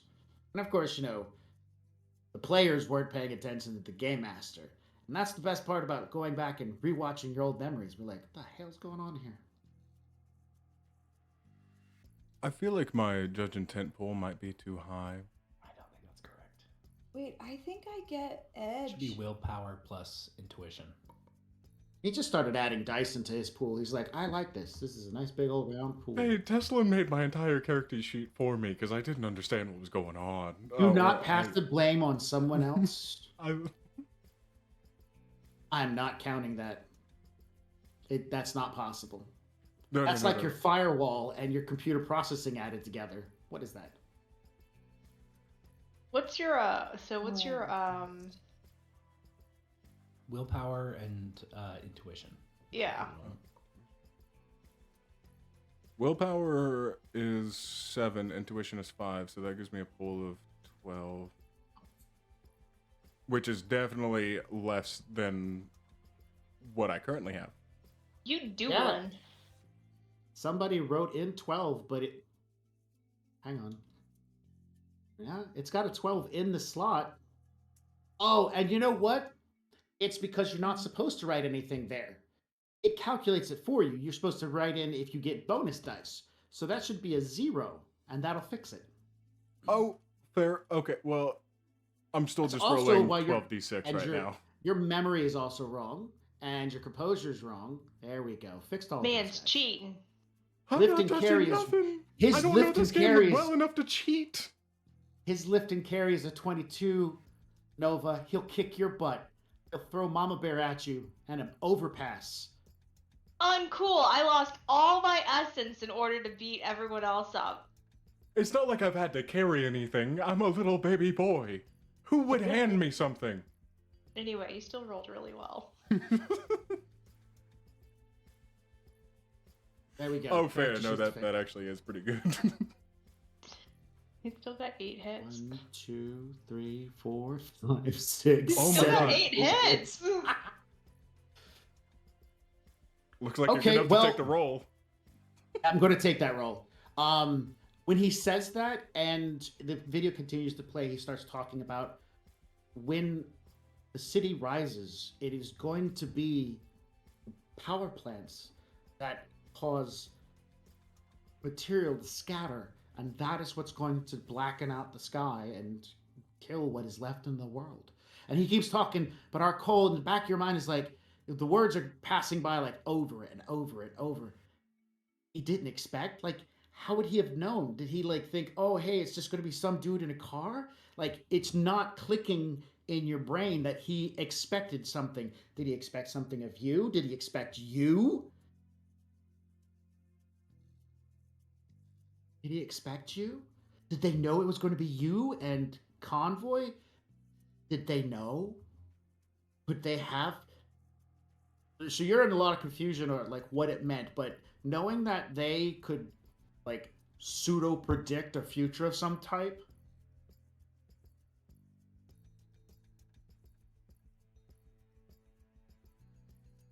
I know that they all together can put together some form of hypothesis, but I think I think they might know even more that they're not letting on. Pew pew pew! You have a temporary edge.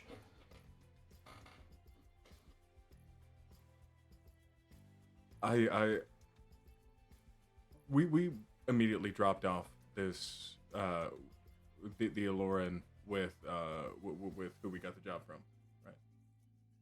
No, you drop them off at their alien spaceship in the human civilization that has grown up around the spaceship's crash site. He helped you find a quick place to rest in an ESP, get you guys some food, synthesized some fuel for Mama Bear for the return trip. Waved goodbye, and as you guys got within city limits, that's when the new yen hit your accounts. So that's been pretty much it. But to kind of the video, the alien basically said the Emerald City has nuclear power, a lot of it, and when it goes up, and he refers to it, the imagery, he says the imagery is of Halley's Comet. When the comet returns, it will destroy the city, and the city will not fall back to the planet because it's going to be high enough. It's just going to scatter through the atmosphere and leave a huge trail and dust debris that is going to blot out more of the sky. And with already the high amounts of heat and stuff like that, because in the game, if you've been paying attention, global warming hasn't been stopped. People are just like, yeah, it's fine. We were fine. The ocean's disappearing and shit like so. At that point, that's the catalyst, the breaking point, the where everything just tips over. And somewhere along that line, saving this spirit is the answer. Or at least the answer they say that will save humanity.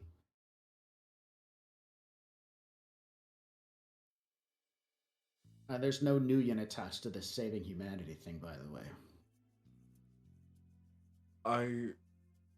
Well, I mean, there's Nuyen attached as in Nuyen still existing. I do remember a specific question that I had asked about if there were any Alorans that were working at the base at the weather control base. I don't remember that one, but I'll answer it anyways and no. Oh, okay. Nope. Ooh, pop quiz. What corporation runs the weather control station? Aries? Wrong. What? Ding, ding, ding, ding. Yeah. How do you think she's got so much money to buy a freaking space robot to send after you guys? She controls the weather. I mean, when you control the weather, you can make money all over the place. Wild. Ooh, an audience member is already pinned on exactly what I've been hitting at for a while. Yeah, look at that. That person has got some good old rusty Shadowrun lore skills. I'm loving it. Actually, I know who that is, so. There's a good reason. Not like he and I hadn't talked about the game's plot and like talked about like how to include and yeah. So, just some fun information we reckon you ought to know. Well, thanks for having us over for pizza. Apologies for the info dump. I'll be sending out the Spark notes here in just a few minutes. Yeah, you can make a TLDR. That'd be great. You called me old? You referenced Spark Notes just now. I tried so hard to think of like an elevated form of Spark Notes. I just couldn't do it. But you know, I'm sorry that this was all at once. We obviously weren't going to bother you all. Wow, but we know that everyone here has their own lives and everything that they live otherwise. It's just we thought that you should be in the know. Well, yeah. I mean, again, I ask, we're just gonna chill and eat pizza and let this happen? Well, for right now, Nova it's just got not- off a shift, and Yeah, it's Oh. not happening today. Okay. You're all very calm. I'm loving that. You're just like, we just thought you should know, and you might die. Like, hello? Oh, by the way, end of the world and all, chat. Good knowing you. Like, what? it seems like the Allurans processing, because of how many there are, it seems as though that it is at the very least far enough in the future to where it is not going to happen within the next few hours. Days, there's not weeks? really a time. Months, right? Months? Willie pops up and says, well, I mean, if it is supposed to be the comet, it is not scheduled to be back in the solar system until, or anywhere viewable on Earth until 2136. So that's 14 years away. Ah. Probably enough time. Oh, sorry, 13 years away. Sorry, Max just made a mistake. 13 years away. Well, So we have time.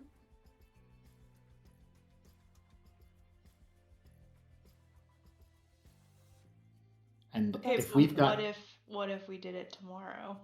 we could. Just get ahead of things. what are you doing? Trying to get ahead of the apocalypse. You know, Yeah. the sooner the better, in my Well, opinion. 13 if years, I reckon you- we got a little time for legwork before we dive And in. if you save a free spirit, they owe you big favors.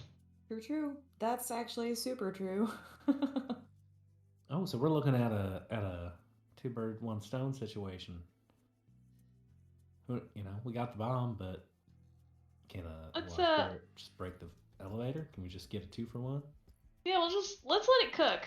Let's let it cook for a minute, as the kids Hey. say.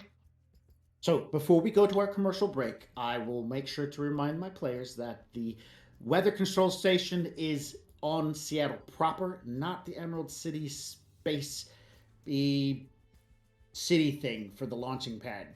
That's two different. Vought does not control it. Vought has stake on it. She controls the weather tower, which is central to Seattle's Sonomish area. So that's where most of the rain comes from. Just to kind of give you guys a heads up to, for kind of like logistics. Now, that being said, we're going to take a quick 5-minute break. You guys get to watch some of these amazing commercials, and we are going to go refill our drinks and do other things. So don't go away. We'll be right back. But first, Amber? Yes, remember to drop a hashtag RunPC in the chat to be entered to win one of the two $80 gift codes that we're giving out tonight. It's good for any Steel Rift product on Death Ray Designs website. So, while we're gone, drop those hashtags.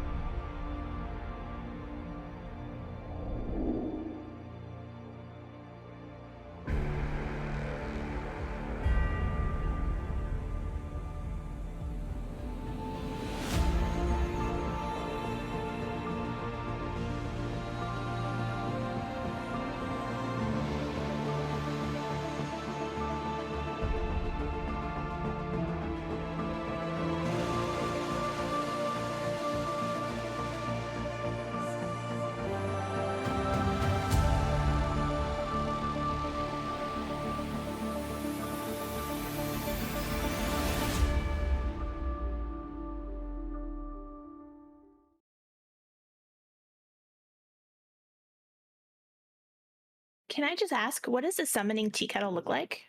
Oh, a summoning tea kettle. It is made out of cast iron that has been painted ritually with symbols in blood, obviously, that are then coated Obviously. and shellacked over so that they don't flake off, that way it can last for centuries. And we use a nice clear coat though, so you can see them quite nice, quite clear. We mix in with the blood, we mix in the iridescent paint, so it gives us a nice little beautiful shimmer, especially as it heats up. And as you heat it up, that's where the magic happens, because that is when all of the symbols start to glow and get bright and beautiful. And as the tea kettle whistles, that is the summoning ritual complete. If you have an interest in using the summoning tea kettle, or taking part in any of the other worlds in our games, you don't have to have experience. Just join our Discord, and the GMs will work with you and help you find a game you enjoy. The link is in the chat. Ready to level up your cosplay game? Check out the Geek Forge on Etsy. With a variety of props to give your photos that extra spark, you'll find just what you need. Hold magical fire in the palm of your hand, or take a potion to restore your mana. With a large variety of colors, you can choose your own magical flavor for your cosplay. Bring drama to your photo shoots with these vibrant props and more, all available at the Geek Forge. Are you ready to level up your cosplay?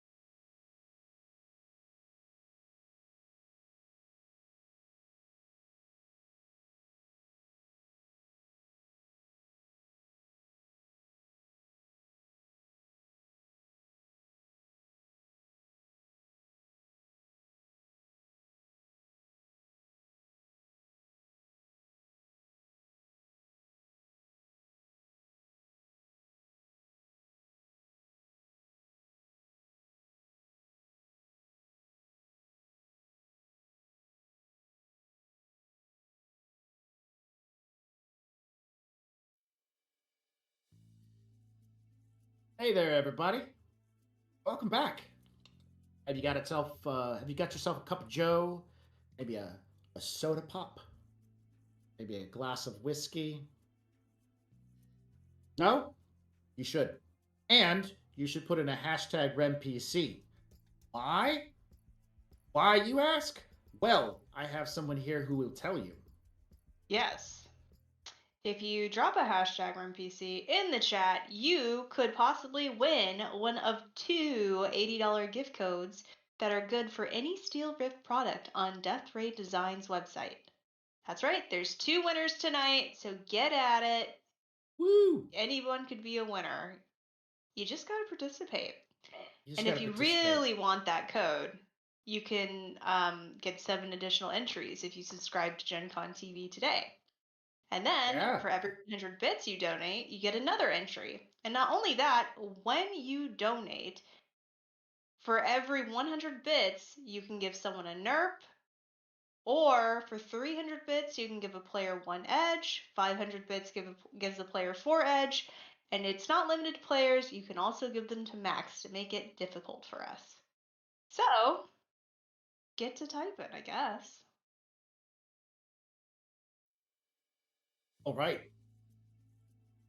The rain outside is coming down pretty decent this side of town.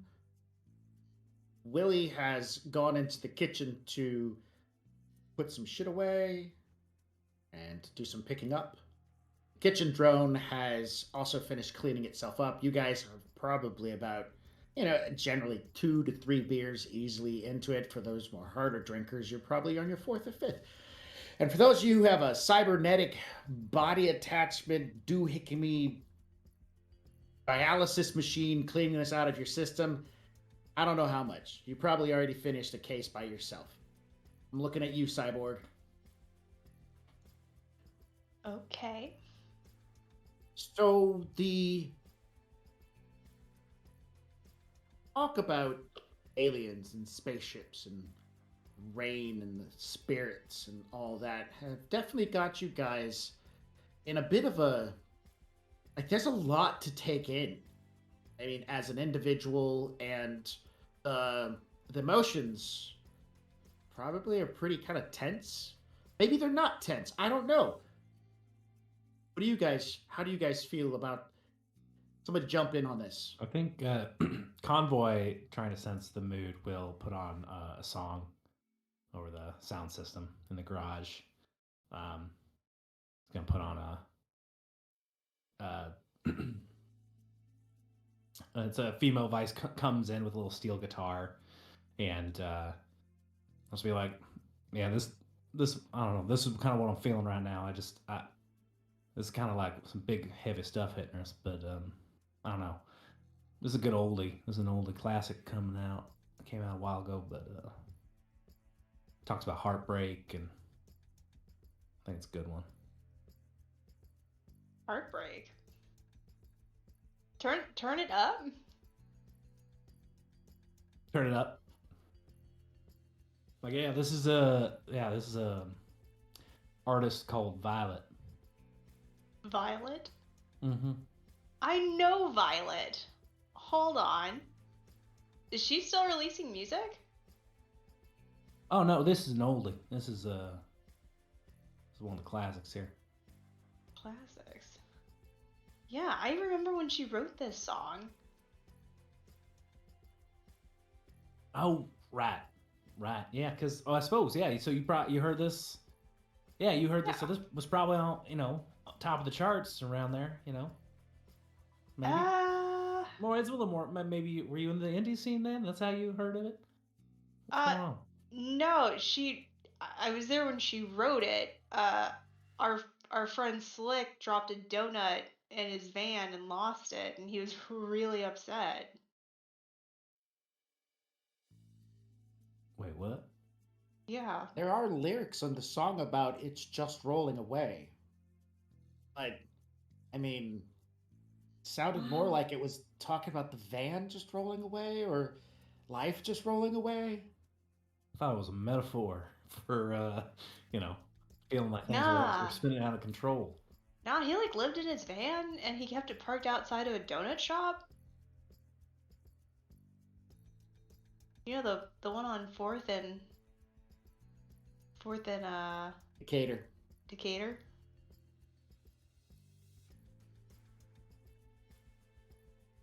Well, that kind of ruins the song for me a little bit, but I don't know. Everyone Willy likes Wonka. donuts.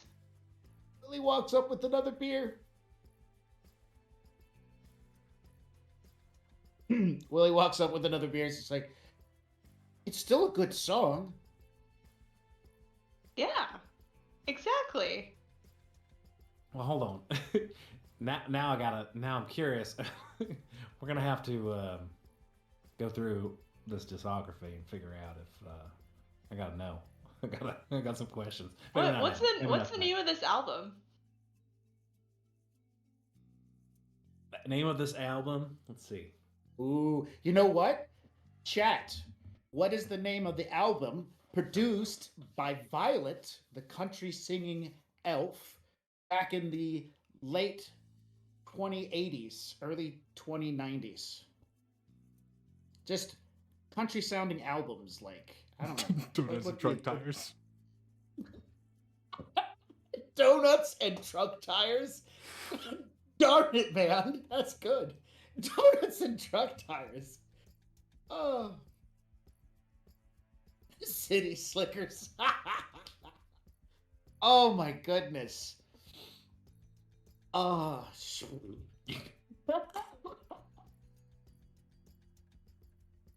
like you can't spell album without bum. I mean, that one. Pretty good. That's pretty damn good. That's pretty good. I feel like that's the EP that was released shortly after. Mm-hmm. Okay, so I say we go with Donut and Truck Tires for the name of this album, and the EP is You Can't Spell Album Without Bum. And it was a follow-up trilogy about Slick and his life habits. Hashtag van life. Down Hashtag by the van river. life. Amazing. You guys are amazing. I love it. Oh, because of our Cole has no idea because he has no information from this time period actually. But from what Gross has given him, our Cole just says like I really am Nova. I really imagined you more as an achy breaky heart kind of person. Dude, that's even older than me. Really? Yeah. Wait, now, are you speaking about the individual song or about the genre of subclassical country music that is known as the achy breaky heart? Billy Ray Cyrus is way older than me. No way. No, there's absolutely no way. Okay. Now I know that you're just making up stuff. Dude, There's a genre? Billy Ray Cyrus was born in like 1961. I was born in the 2020s. Well, Billy Ray Cyrus was what some people would say was the catalyst for the subgenre known as achy breaky heart country. But I'm so sorry. he was certainly not the first artist to achieve that sort of subtlety and not subtlety, but that sort of style. I'm more of a Maria Mercurial fan.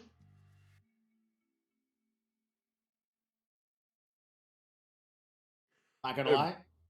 Good stuff. Very popular.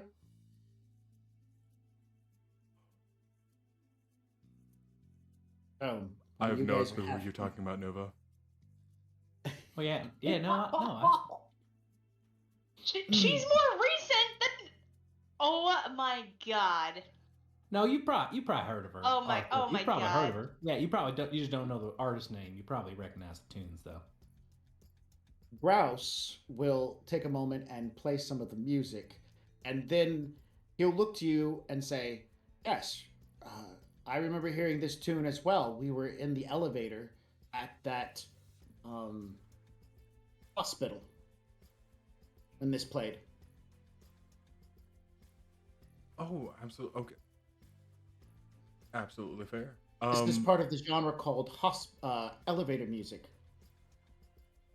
Oh my god. As soon as Arcole gets this information from Gross, he's broadcasting it across the pan, or rather, locally securely. Given that we are supposed to be, rather silent. I'm assuming that there is a way that I can do that.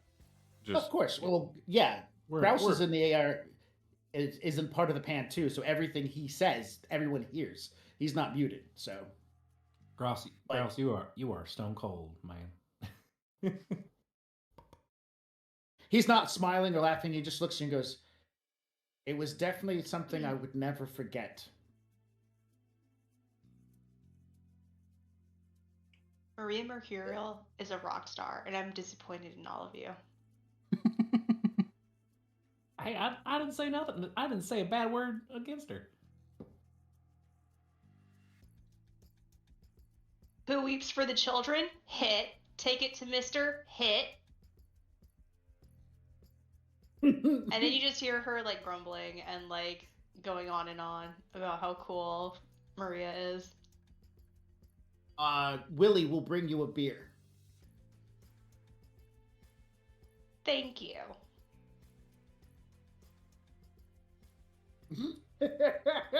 Willie's like detecting people getting their feelings hurt, so he's like, alcohol solves problems. He's not wrong.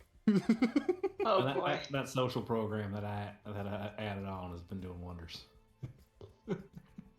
I'd love to think that you actually pulled a little piece of code from Duck to be able to implement that into Willie. Why not? I mean, that's what his programming is about. No, exactly. Yeah, exactly.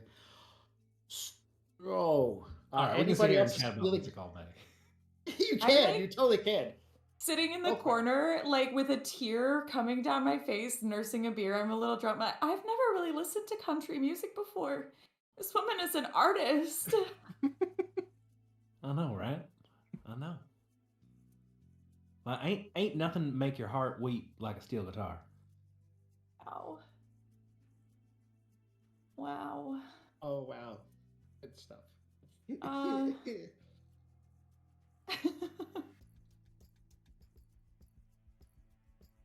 I think All my right, beer is gone. Willie will bring you a beer. Should probably. I have to bike home.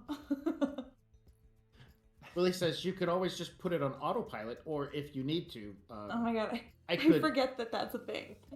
I can rig in and drive your bike home for you, with you as your driver, with me as your driver. Since alcohol doesn't affect me. I just like gesture to him to give me the beer. He hands you a beer. Yeah, I can put your bike on the RCC, so I can keep track of it. That's so cool. So wow. I'm telling you, you guys, we're like superheroes. Have you ever really thought about it? We could be too. What would your name be, Technosiren? I already understand. Siren. All right. You're gonna Wait, I have to pick a different name? throw in a. Well, I mean, you have to. We're runners, not exactly like superheroes. So we all have our code names. Yeah, I mean, I feel like it's built in, man. It's built in, but also at the same, I feel like at best we're anti-heroes. If you want to pick a new name, Arcole, that's okay. I think Technosiren. I mean, there's like a costume built into that name, right? There's a whole aesthetic that comes from those words, right? Boy, I got a little dizzy when I tossed my hair. But yeah, exactly. And this is basically like Iron Woman, right? That's what's happening here. Yeah. I gesture at Nova, who I imagine kind of is like, did you go far away when you got angry? I did. Come back. Come back. Oh my god. Come back. Okay, I come back. I stand a little closer. Still upset. Well, maybe we could put on your music now. No, I don't think it would be appreciated in this company. You might appreciate it. I'll send it to you later. No, I got it on right here. Look. I told you, it's not my favorite, but I don't hate it. I just don't. I think some of them got overplayed for me. You know, there's easy. So As a child, you know, they were. My mother would play that song over and over and over again while she was. Anyway, I'm gonna skip ahead, but here, check out this one. I'll put one on. As we're going through this whole conversation, at some point, Arcole locks in and sobers for a second and says, if we're planning on doing this relatively soon, I think that we should probably start the legwork work soon, because given I've seen how secure some of these locations can get, and it gets intimidating. Absolutely. I think that if we're going to do it, if we take a couple jobs and earn some more new yen, absolutely. We should get started on the legwork for this soon. I'm for a heist montage. I think that we could combine this with our Emerald City job. When people are busy looking over here, we needed a distraction. We can be That's releasing... one hell of a distraction. Do you think that the water spirit will try to drown us all when it's free? I feel as though it could probably understand our intentions. Well, y'all better get to working on learning some communicating with spirit spells.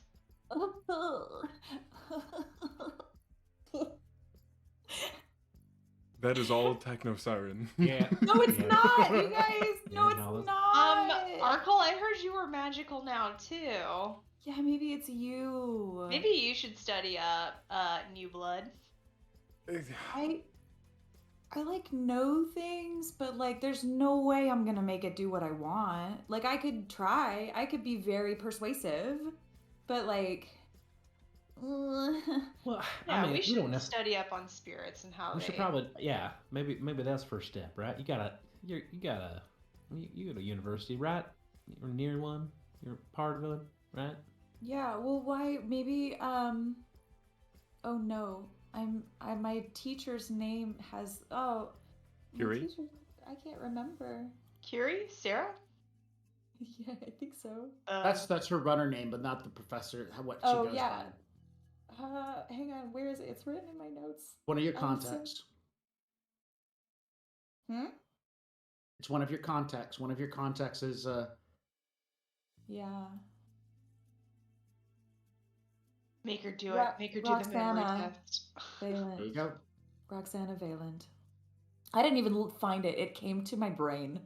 Good job. Impressive. Summoned. There it is. Yeah, I mean, maybe she would help. I bet she would help. She must have known. She said she knew you. She knew you from before. She like saved you and all this stuff. She knew. Saved me? No, not you, Arcole. Oh, okay. She knew. Did she tell you? It may get a little bit more complicated than that, but I don't know if I don't know if she knows about the entirety of what's going to happen in 13 years. I don't know if she knows all of it, but she Whoa. she told me that something was going to happen along those lines, and I hearing it a second time is jarring, and I can only take it as fact. I can only take that as fact now.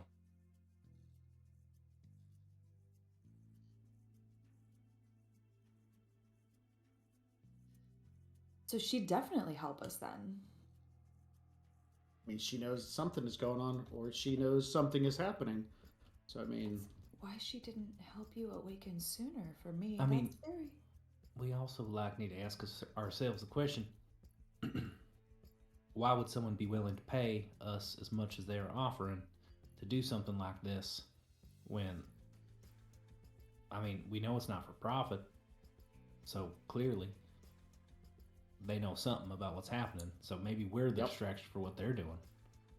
so just to kind of readdress, Yokomi was the gentleman who had gone and got himself a Johnson your fixer, or Steel Tiger's fixer, had gotten the job through Yokomi. Yokomi and Curie, as well as other people like Icarus, were all working together toward the idea of doing damage to the city, the Emerald City space elevator. They, for whatever reason, and like she said in her previous discussion, because that was some time ago, she had found this thing called a time crystal as part of a job, and she, as perks come, kept 2 of them. And when she was studying them, she had an astral projecting moment that led her to witness the death of hundreds of thousands, possibly even millions of people. And she didn't understand it, but she knew it all revolved around that space elevator. Then, and by the way, just to also kind of make sure to pedal in some of these notes, because a lot of stuff happens, and we've been playing this game for almost a year.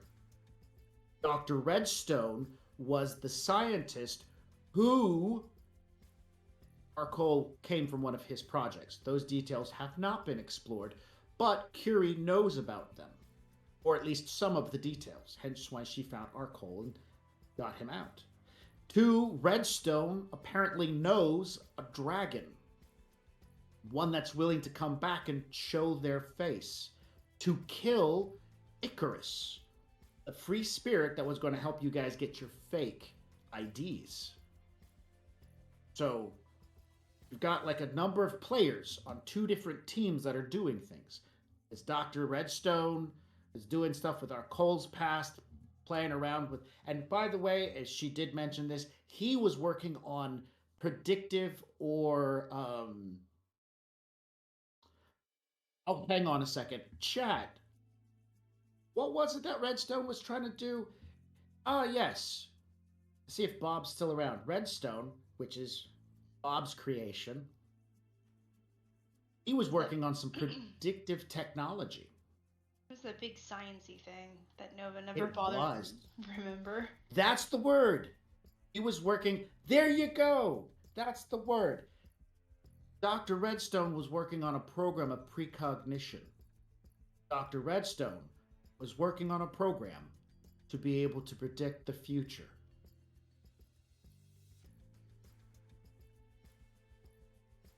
And how did he decide to start creating people like Arcole? Was Arcole created? Was Arcole found and modified? These are good questions. Why is he working with the dragon? What benefit did the dragon have to be working with him? It's a good question. Why did the dragon come back and kill your free spirit?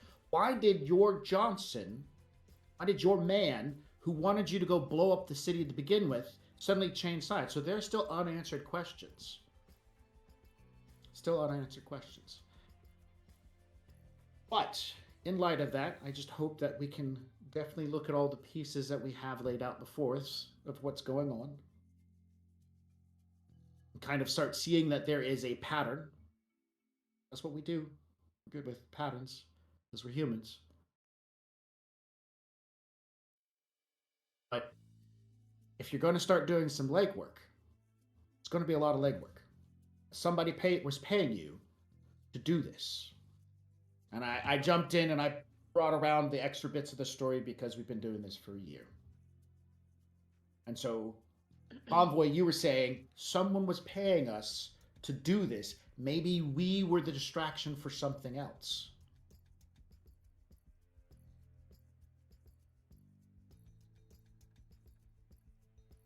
Oh my god, shadow running is more complicated than working at Stuffer Shack sometimes. Only sometimes? Only sometimes.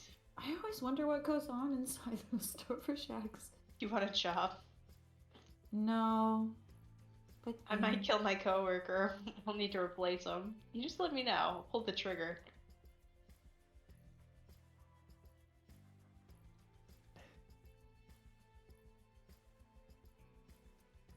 I don't know. I just look.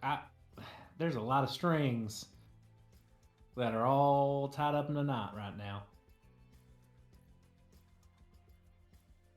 I really thought that this was supposed to be more simple. A to B. Picking up,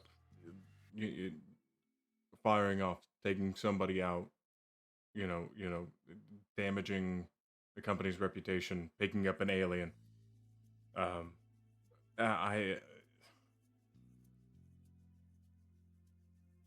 What is all of this at this point? A conspiracy, son. Dun dun dun.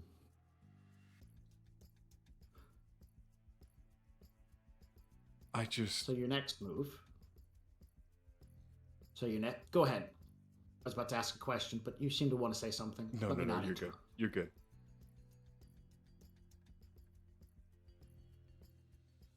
You know, Arkle, you don't have to do everything that's brought to you as a Shadowrunner. You can pick and choose what jobs you want. And if this is something that you don't want to do, you don't have to. It seems like with every job, it just gets more and more pressing. And originally it was to, secure our way of life. Because I can't get a real job at this point. There's no... Yeah, that lady's got your eyeballs now, doesn't she? Huh? Not literally. She like scanned his eyes. So she's got his optical imprint. There's no way that I can go about things the legit way. Originally it was for that purpose. It's just, at this point, with what we know now, there's nothing left if we don't. You can choose ignorance. If I choose ignorance, then we're all dead. If we retired like 2 weeks ago, we would still be on the same path to being dead. Yep, but now we know. Now we know if people watch people get robbed all the time and don't say anything. I don't know, it's all giving a lot of like synchronicity. I kind of feel like this would have happened in some way, regardless. And you can choose whatever you want to, but yeah, then you have to like die. How am I supposed to ignore that? I mean, you could leave this area, right? Because like, from what the alien said, it sounded like all mankind Yeah. And Here's the thing. The only way to be ignorant and escape at the same time is to have enough new yen to get up to space. But the only way to get enough new yen to go up to space is to do this job. See where we're at there? We have 13 years to figure it out. at this point, our Cole is what in his early 20s.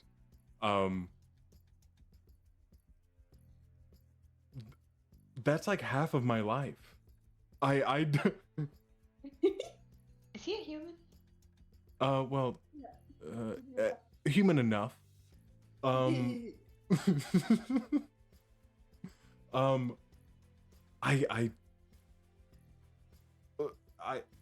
if you expect me to be that, just knowing the fact that all of mankind is going to die, listen, it's not like I care all that much. It's mainly the fact that I won't be able to. What am I working towards? What am I doing this all for at this point? All right. Willie walks over and hands you a beer finally. All right. It's his turn. I broke him. Man, Thank you, Willie. Thank you, Willie. We can get into the philosophical arguments all night. I mean, that's something. I mean, we can do that. Yeah. If we want. That's fine. But I mean, the here and now is we still got a job to do. I truly think that our path forward does not change that much. Yeah. I mean, I'm fine to do it all. If anything, this is finding out this information is a good piece of legwork, honestly. More pieces to the puzzle might help us understand some things.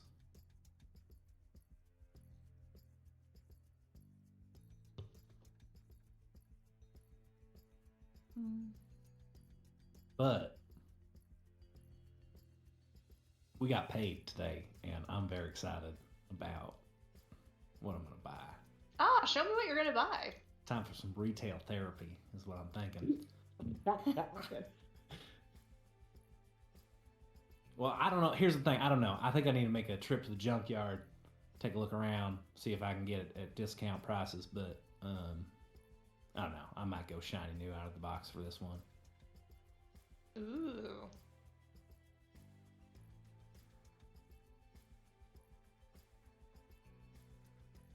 That's good. Yeah. Yeah. So I will throw up basically they're 3D models of Mama Bear with foldable wings that come out. Oh my god, yes. Come out from the roof so it could fly. She's like a mama bird instead. Yeah. It's like a giant turkey flying. You ever seen a turkey fly? They can. Turkey? Oh god. Yeah.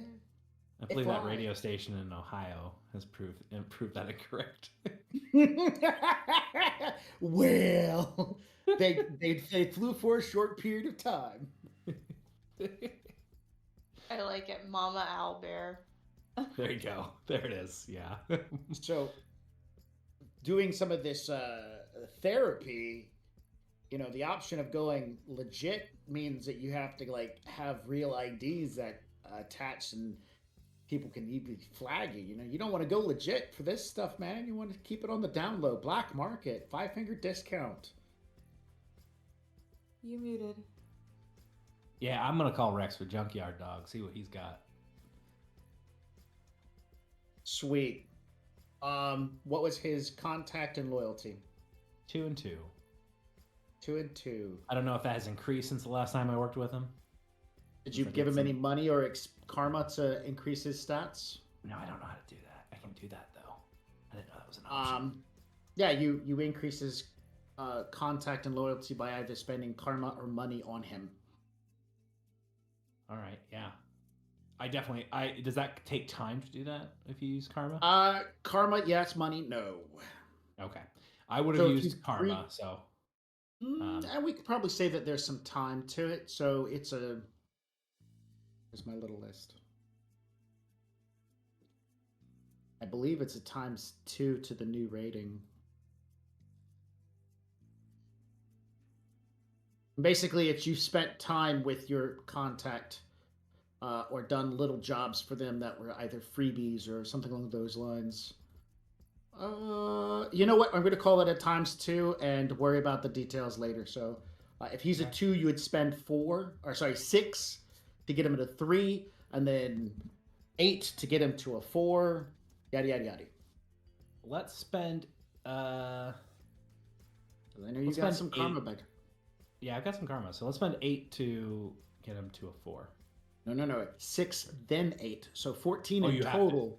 14 in total? That's fine. Yeah, 14 in total. That'll put him at a 4. And now you're going to put that on your contact for the loyalty or the connections. Could you explain the difference between the two? Like, I got a general idea, but... So when I roll, loyalty is going to be in relation to him picking up the phone or not. Okay. Connections represents how deep into his field he is.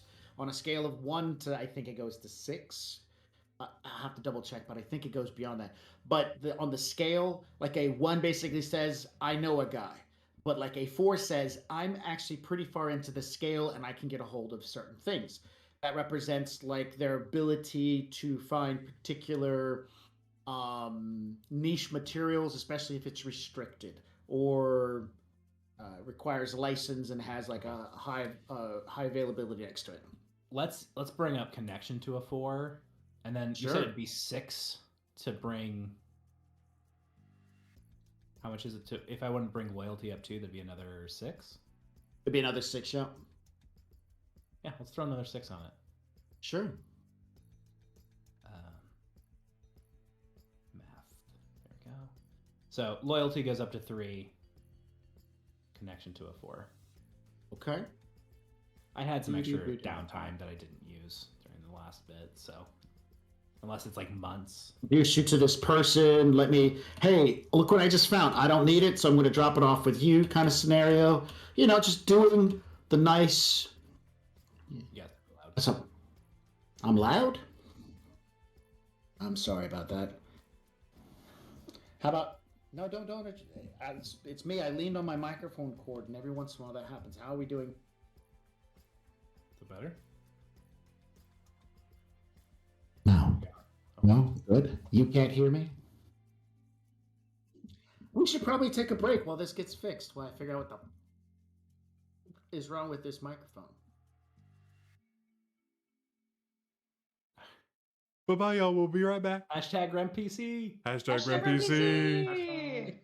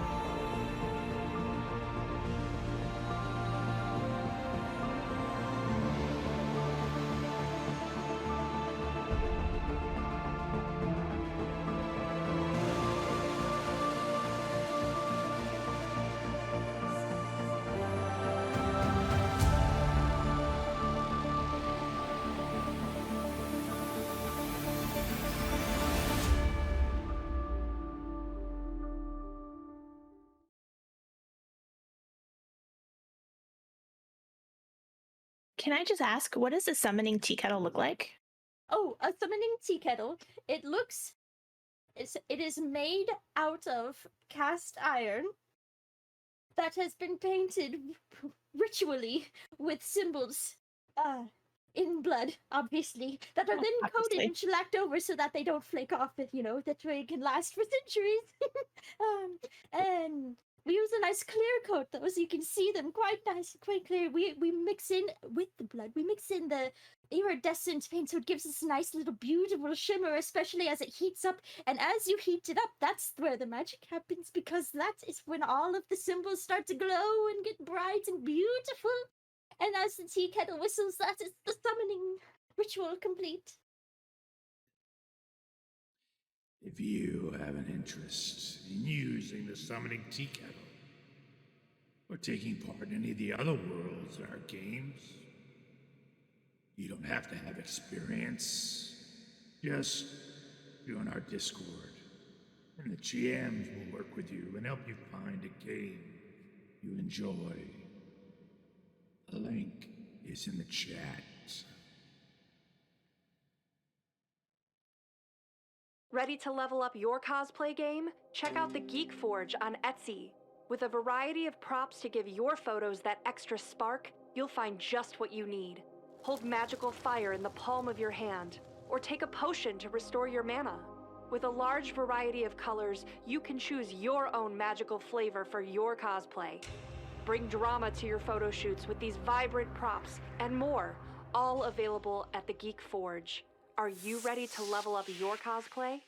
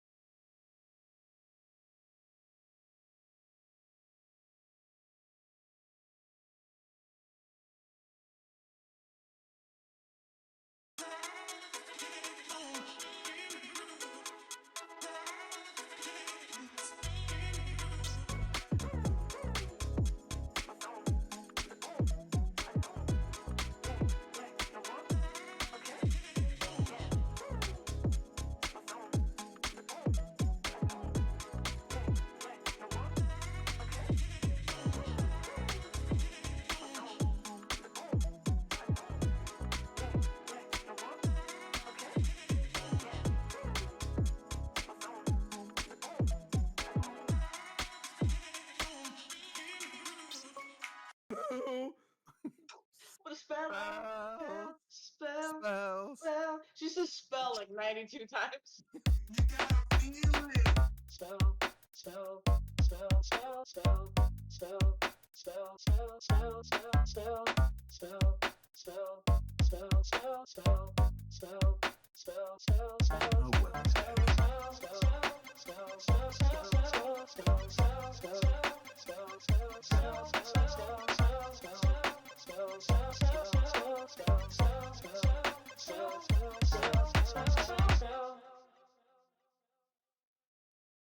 You get to play with us now, which is so exciting.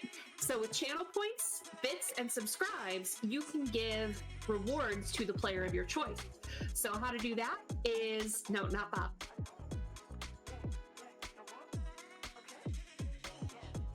Channel points, I believe it is 500 points, gets you NERPs, which is +3 to any dice roll to the player of your choice.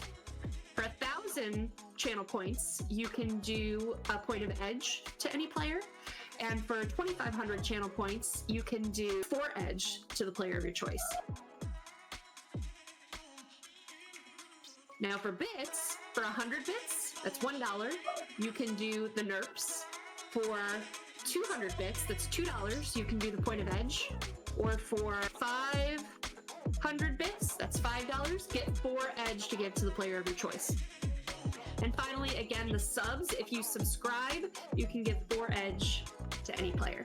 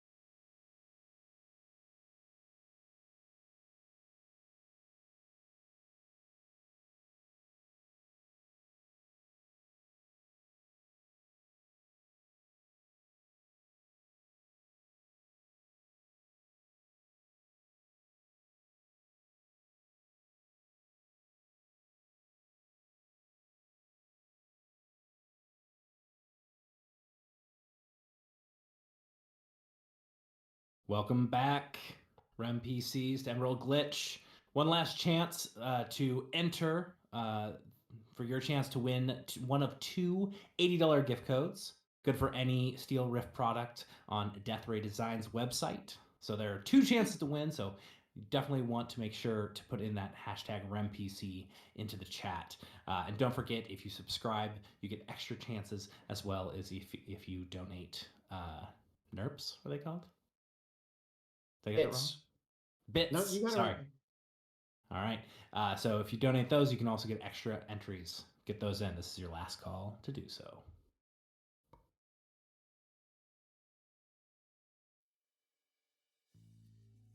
Is it back on us yet? What's going on? What are we doing? We're back. Oh, it is. We're Wonderful. back! Remember, I can't see your video. It's like 45 seconds delayed. You gotta talk, man. Oh, right. So sorry. Now you're waving. So the Rex guy, when you reach out to him, I'm assuming that you're. So we're going to talk about shopping now. All of us are going to do some shopping. They've got money. You've got money. Let's do some shopping, I guess. Let's talk about how in the Shadowrun universe this works. So, you have Rex, and Rex going to help you get a pair of wings for your vehicle. Everything you're buying is black market in some way, shape, or form. Everything listed in the book is black market in some way, shape, or form, because to actually own half of these things that have availability or some sort of legality code attached to them can be a crime, can be traceable, will have a code attached to it. And so you don't want that. So it's assumed that everything in there, pistols, ammo, so on and so forth, are all been modified to not have any traceable thing attached to it, save except for ammo, because ammo is such readily available all over the place. That's why caseless ammo exists, to kind of point out, hey, by the way, you might want to take that RFID tag out of your shell so that people won't see it. With that being said, every item has an availability number, and contacts have a connection number. That is the descriptor by which that tells you if they can get it. Now, the rules say less than. I don't care. I do equal to and less than. So if your contact has availability of 4, as an example for Rex, he can get anything. Sorry, I said that wrong. Because Rex has a connection of 4, anything that has an availability of 4 or less, Rex is able to get his hands on in some way, shape, or form. Now, if the item of interest is above Rex's availability, you have to pay for it by either increasing his connection by spending karma or cash. If you don't have the time that goes along with that character growth, that connection, and you just want it to happen now, you could throw money at your problem to fix it. The growth with cash is cheap. It is only 100 nuyen times twice of what it was going to be, and then the time spent. But if you don't have the time, it's 1,000 times the next level, one chance of this. So let's say you want an availability of 5 on Rex, you have to spend 10,000 nuyen to give Rex the ability to have an availability of 5. There are other things that can be done to boost this. Give Rex something, or get Rex in contact with another contact that has a similar field. Get an example. Let's say the Paladin. Does anybody remember the Paladin's name? Cool. Elwyn. Let's say you got the Paladin who has a connection of 5. And you want the Paladin to get you guys some nice grenades. Drone grenades that home in on their targets and will go around a corner. Which they do exist. This is throw a grenade and it homes in on somebody. That's some scary shit. There we go. There it is. I said it. There's our one. He can probably get that, but let's say you wanted some sort of thermonuclear homing grenade that has availability quantity of 6. Nobody really wants to drop 12,000 nuyen on some explosive grenades. you go find somebody who has a connection of 4, which is 1 point less than what he has. And if you work the two of them together, you're going to probably have to pay something like 1,000 or 2,000 new yen to the both of them to work together to find you those homing drone thermonuclear grenades. So let's get into the thick of it here. The wings that you want. What are the availability on those wings? 5. 5. So you're going to need somebody who has a connection of 4 or 3 to jump in on helping Rex find this. That person has to have some sort of skill set that is close to what Rex does to help him find these wings. What about Esadon? He's kind of got a plethora of things. Being a black market specialist, yes, he does. What's his connection? He is a 4. The two of them would work together, but both of them are going to have a price that you have to pay for them to do this work. So let's see what the loyalty says for Esadon. 4. 4, okay. And what is the loyalty for Rex? 3. Okay. So what happens now is you're going to make a charisma influence roll versus their loyalty doubled. This is basically going to determine an asking price. The net hits that the person who scores the most net hits is going to help adjust. It starts at 2,000 and then goes up or down by the number of hits. So let's start with Rex. He has 3, so I double that to 6. I hit the roll button. He made no successes. So now you do a charisma influence roll. And what is that plus again? Charisma and influence. Oh, just charisma and influence? Not, I thought you said plus loyalty or something. No. He's doing his loyalty test. So Gotcha. far, it looks like he's more than happy to take whatever you're going to throw at him because I got no successes. This is going to go great because it's unskilled. Yeah, that's what I thought. You made no hits. So Rex is going to want 2K up the door to work with this other guy. All right, and let's go ahead and see what... Esadon gets 4 successes. He's pretty set on making more than about $2,000 with working with this other guy. So it looks like you're about to drop $4,000 just to get people's attentions. You can reach out to somebody who's more charismatic than you to help bring these numbers down. I don't know anybody who has charisma and influence skill sets, but maybe you do. Techno knows Esadon. Techno does not know... Techno doesn't have to know Rex. Techno is now could work as your negotiator, your in-between. Jump up and be like, hey, this is a lot of money. He really needs this, and so on and so forth. But that's between you and Techno Siren. Techno? Would you mind, I don't know, would you mind, you have a way with words that are better than me, and I'd appreciate it if you could maybe sweet talk my contact here so that I can go shopping. Love to bargain. I could probably what kind of person? Who are we dealing with? What kind of? Well, you know Esadon. buttons? You know Esadon. That's the lion guy, Yeah. right? Mhm. Yeah. Okay. Great. And then Rex is just a gearhead.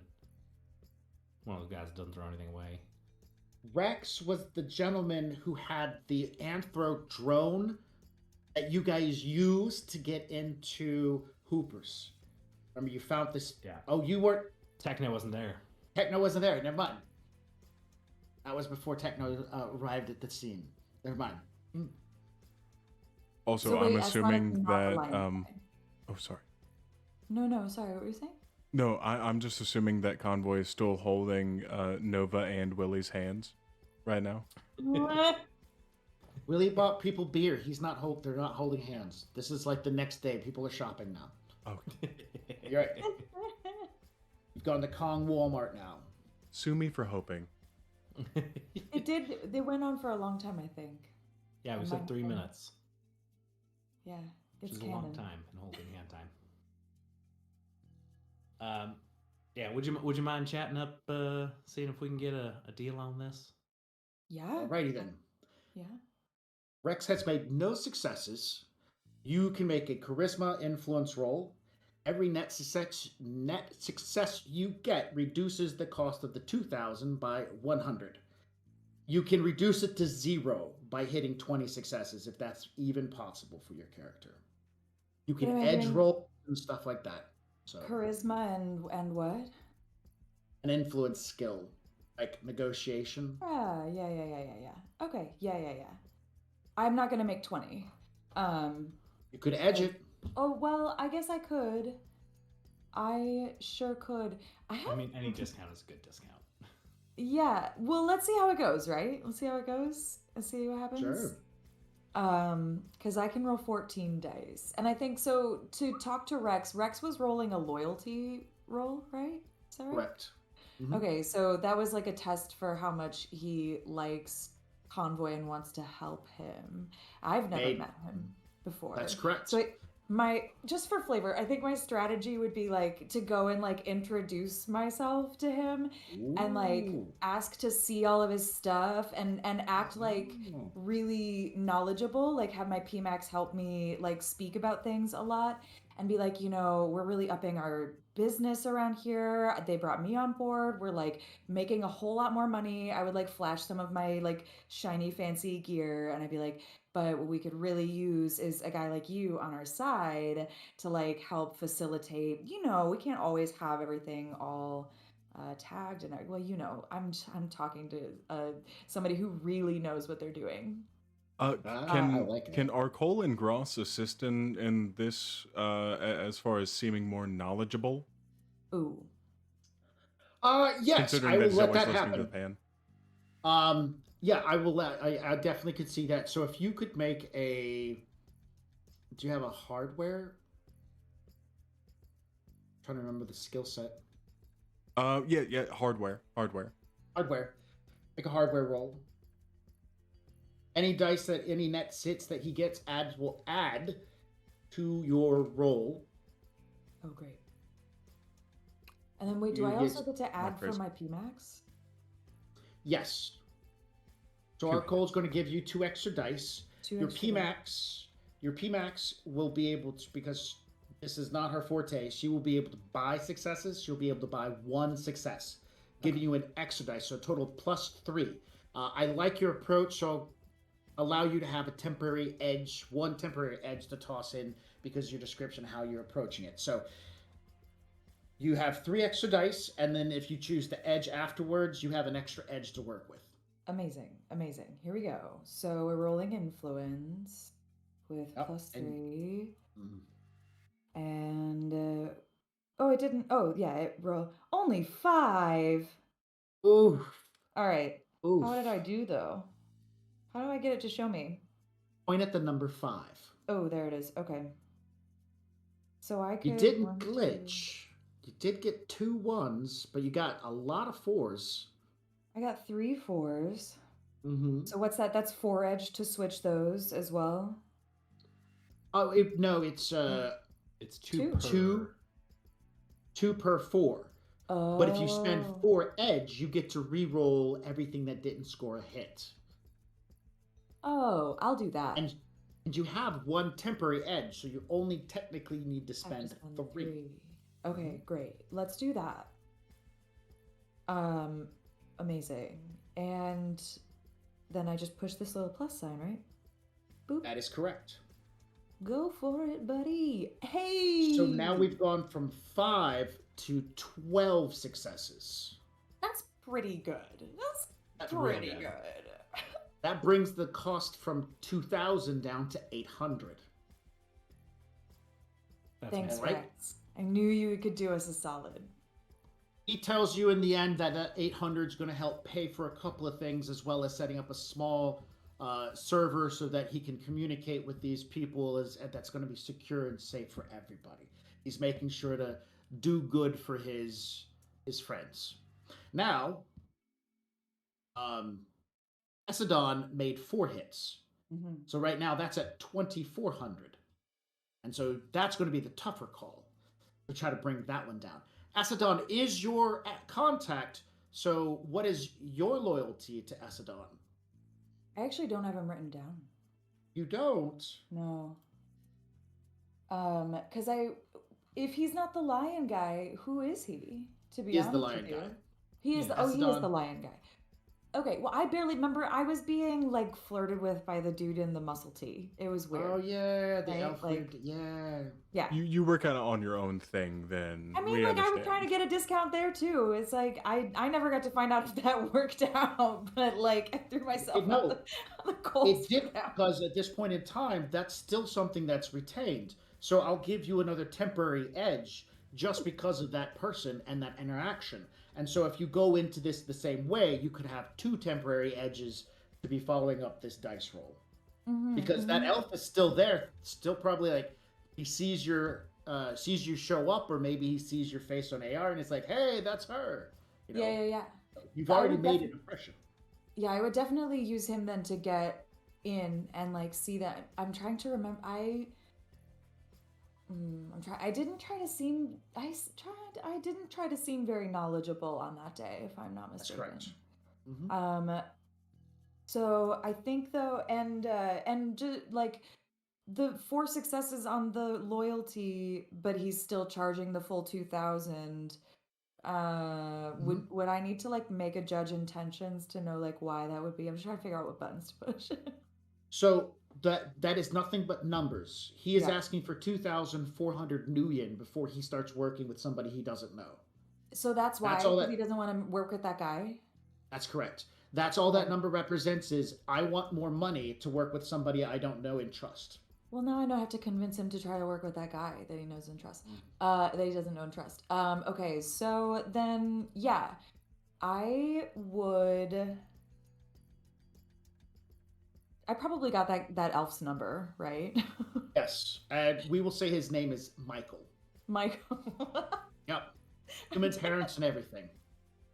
Just, I don't know. I just tossing a name out. I didn't want to. No, I don't know why it's so funny to me for an elf to be named Michael, but also like my name is Amanda, so like whatever. Yeah. Raised by humans.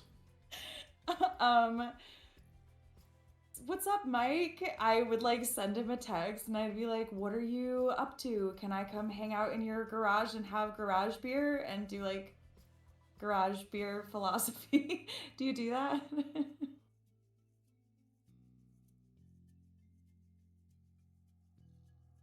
Make me, do you have persuasion?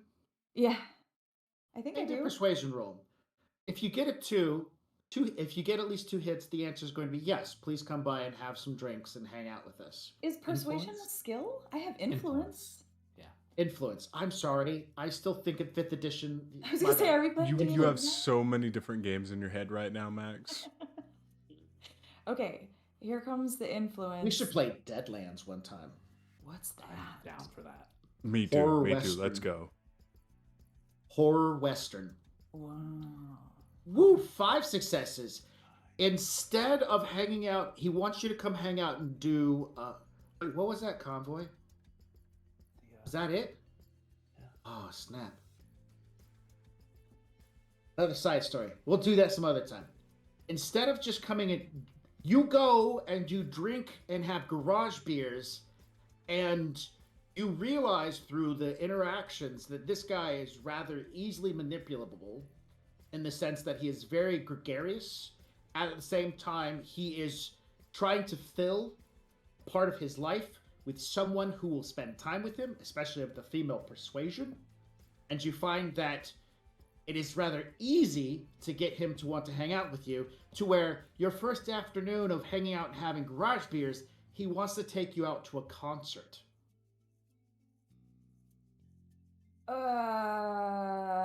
I do love concerts. I'm gonna go. Okay. Let's go. Okay, cool. All right. After spending time at the concert, which is purely a plutonic scenario between you, him, and a bunch of his friends from work, do you bring any of your friends along to this concert? Or do you go by yourself to be in the group? Wait, I would ask if Convoy and Arkle and all my friends want to come. That's the thing I'm asking you. Do you want to just kind of like, this is just you, him, and his friends? Or you and him, and you bring your friends, he brings his friends?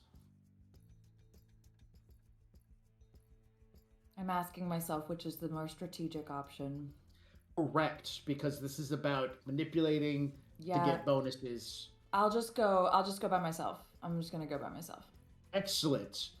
So after spending the evening with him and his friends, they seem to be a pretty decent group of people. Mostly elves. They don't have any racial bias in any way, shape, or form. They have fun. It is an outdoor event. There's drinking, some snacks and eating, but lots of dancing. And yeah, so that works out to your benefit. So Did Epsilon when it come? comes, Or what's his name? no, he did not. Okay. But how this works out is now this side person, Michael, this elf, you have gained his trust. Great. And he is talking about you to his boss. Yeah, I really like her. Like her like what? Like, I don't know, friend, man? Maybe something's happening. I'm going to see if I can... And so he invites you out for another date. This time it's truly a date. Like, hey, I'm going to go drink beers at this old pub called the Greybeards. It's a bunch of dwarves and whatnot, and a lot of biking scene. I don't know if that's your thing, but I got a dart competition that goes on there, and I want to go do it. Would you like to go do darts? And so this is about the time period which it's been close to maybe about 4 or 5 days, maybe a full week, and Convoy's reaching out going, hey, how are things going? I'm just assuming here. The long game. But I would say I want to go and have this beer, but I would hit him like pretty early on with like business proposition. Ah, okay, cool. I want to do another influence roll. I'm only needing 2 successes for him to really feel that this is just a business relationship and a friend. But if you hit 4 or more successes, you're going to find a part of his personality that will tie in better. If you don't make 2 successes, he's going to think you're trying to date him. Okay. Influence. I can do this. We got this.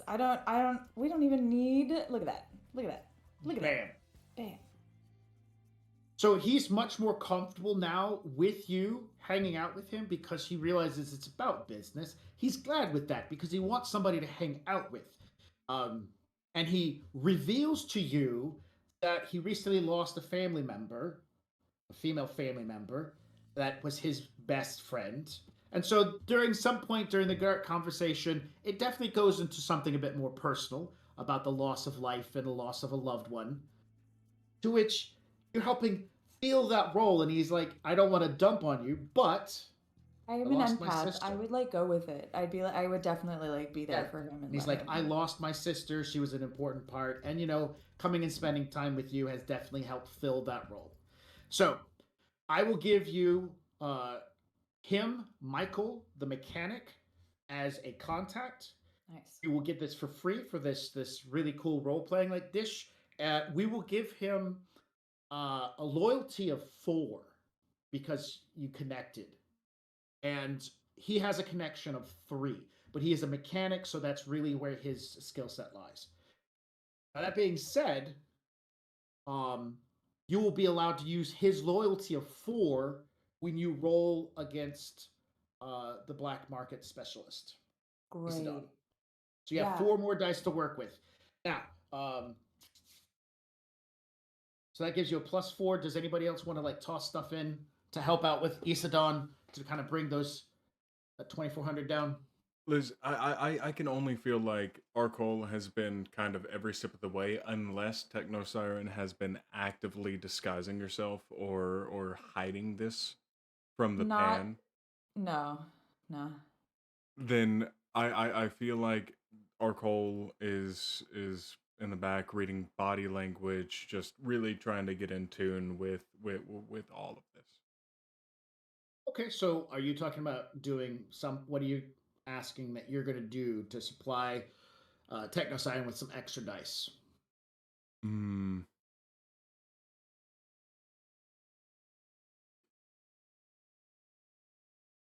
What Technostar? What exactly are you? Yeah.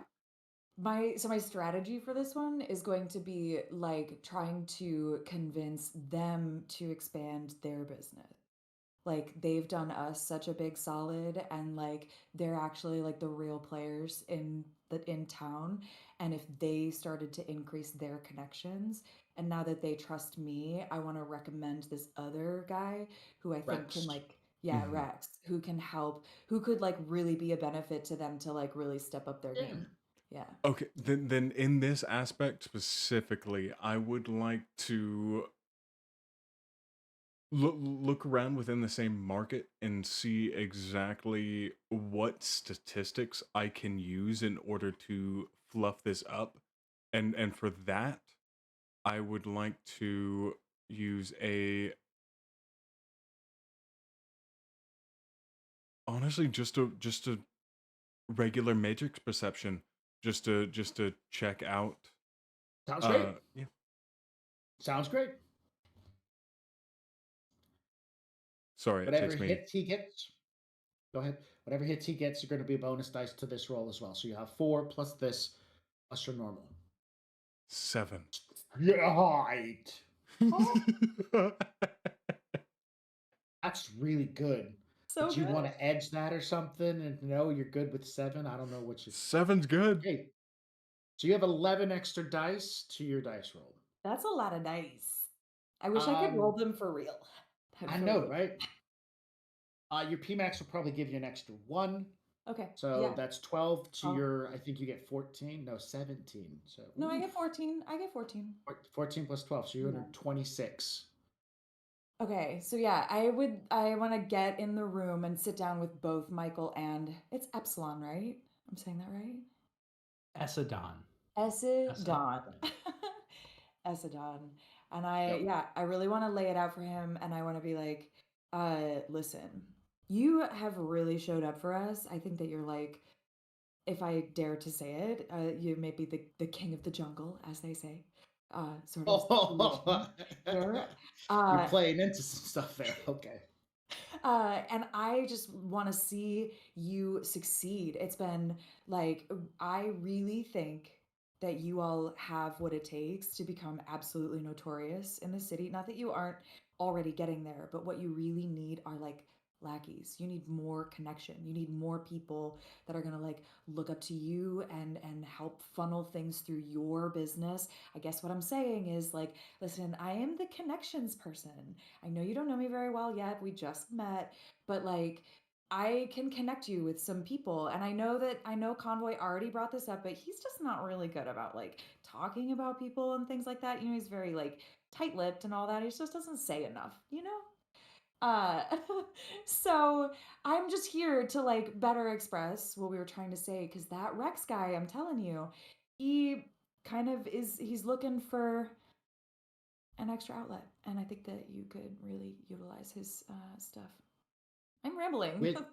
With the use of Michael the mechanic, that's an extra temporary edge, and your use of King of the Jungle phrase, that's fantastic. I'll give you another temporary edge. That's the most I can get you. So you've got 12 extra dice and 2 temporary edge. Oh, yeah. Let's see how this dice roll works out. You need. I just rolled it. Ooh. Out of 26, you got 7. I know it's not great, but what did I need though? If you like, well, right now this brings it below 2,000. Oh, that's right. That's right. The more hits that I Yeah. get, the lower it goes. Well, Yeah. I can give you 2 edge. I don't need it. No, or I can give you a edge rather, but no. No, I think I have she enough. can't get any more. She can't get any more. She has 2 temporary. Yeah. You I have can't. 2. That Yeah, so she's got the 4 she needs. Yeah. There's a limit. Boop. Go roll those dice. 13. So I'll round it out to a nice round 1,000. You will take 1,000 instead. So, you know. That makes sense. You still gotta make your money, man. Yep. That's and fine. Rex will take 800. And they're pretty much doing the same thing, setting up secure connections, a phone specifically for this individual that has a decent firewall and some sort of protective dongle on it and stuff like that. So the two of them are now working together. Together they have a connection level of 5. Sorry.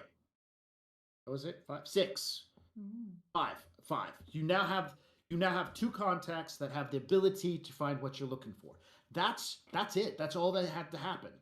Now the 2 of them working together will be able to get it. And let me bring up the little charty chart and tell you how long it's going to take.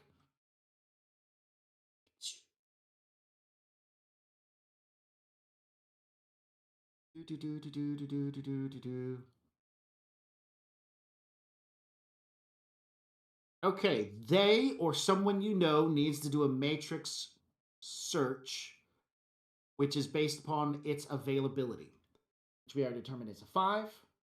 So somebody who can make a matrix search needs to do it. Arcole. Arcole. Now, I want to be very specific. There's a certain model I'm looking for. Now, I know there's going to be a lot that are similar, but I'm looking for this one. All right.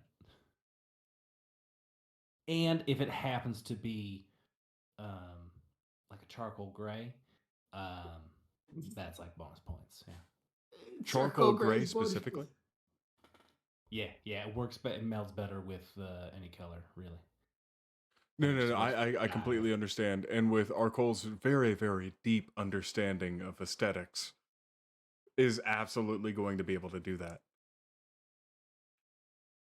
Awesome. He's looking for a Hello Kitty pink.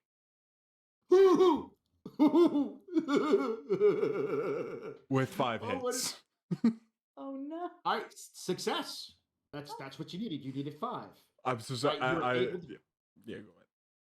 You were able to find the Hello Kitty pink retractable wings with Hello Kitty iconic imagery on it as well. Hello Kitty is not a supporter for this channel, but hashtag they could be.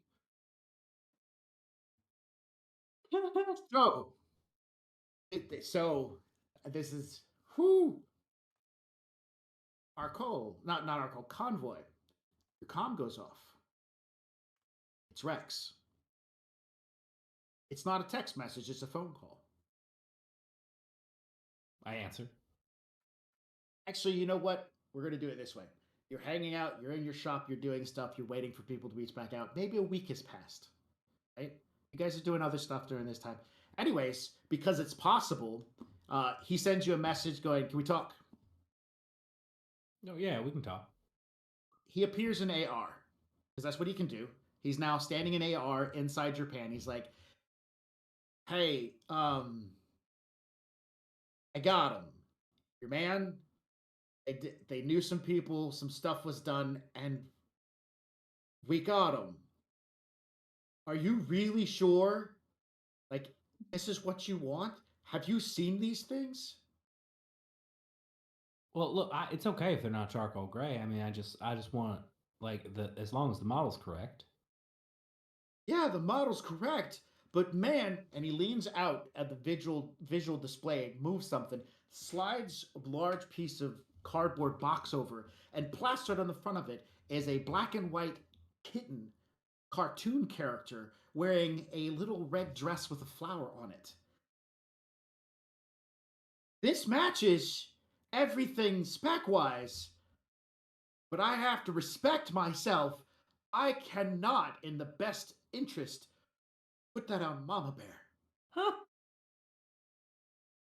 I asked for charcoal gray. That's not what came, man. The SKU number, everything matches exactly what you guys gave us. But if you really want me to put this on, I'll do it.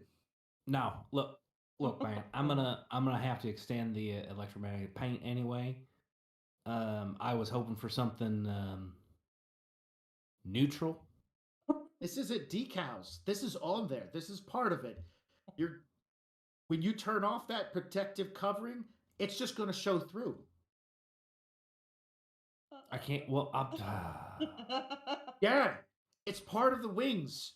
He starts tearing through some packaging and whatnot. He pulls out He pulls out. This is one of the couplers. Look, it's got little prints going across it. Why would they waste the time and This is the stand guard where when you're getting into the vehicle, specifically where you'd put your foot and still not damage the device. Okay, I'm not gonna be I'm the first person to say that I don't know much about economics, but I cannot imagine there is much of a buying force behind this to warrant making something like this. Or Cole got it custom made. Oh my god.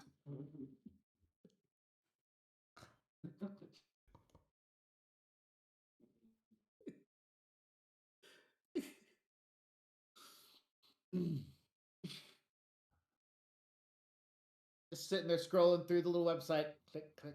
Ooh, I can put my own colors on. Let's see, charcoal, gray, SpongeBob. This is SpongeBob. That's cute. Oh my god, there's so many more options. These are permanent. Oh yeah, we're doing it. Click. Add that to this queue. Rex hangs his head. All right, man. Bring Mama Bear on by. Shakes his head. Starts sliding the cardboard box out of AR vision as he disappears.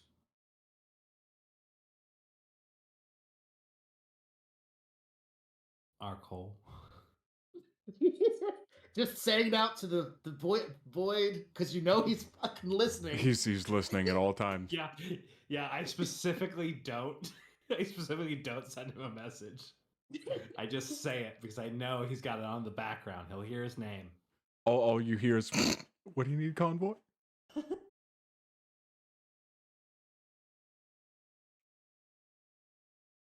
Did you purposefully purchase wings for Mama Bear that had tiny kitty cats on them?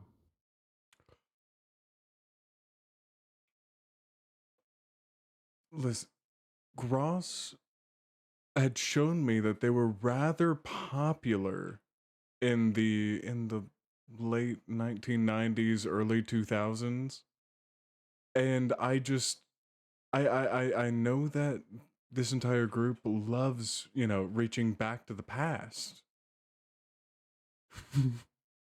Is there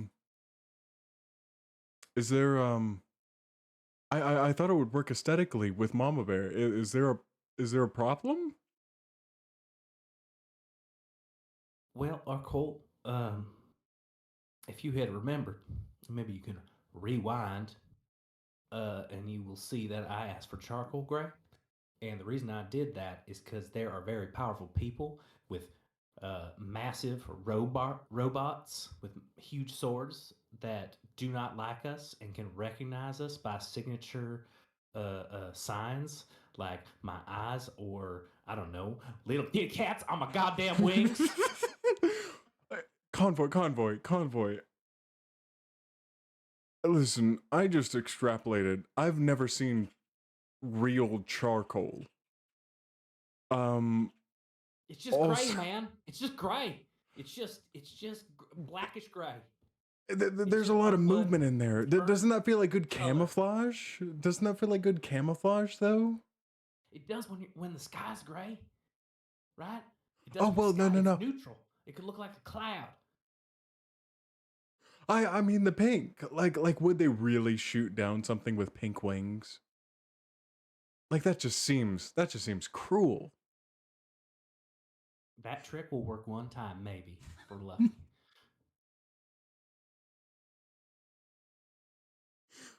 Cole is just like crying, laughing down in his subway home.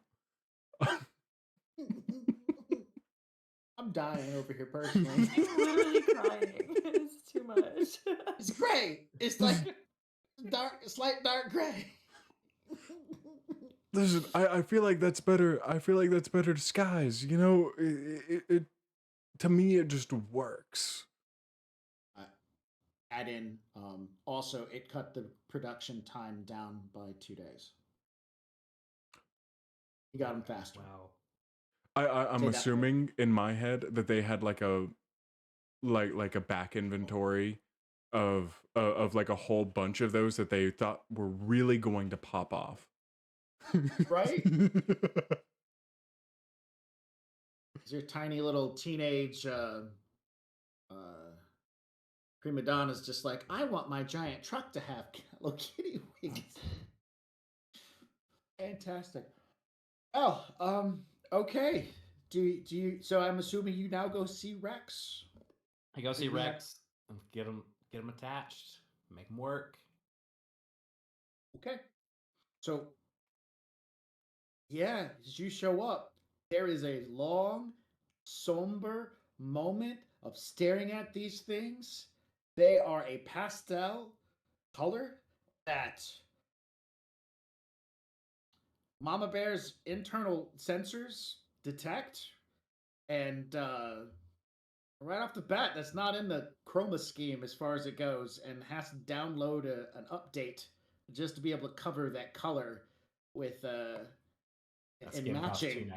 costs $2.99 in the App Store.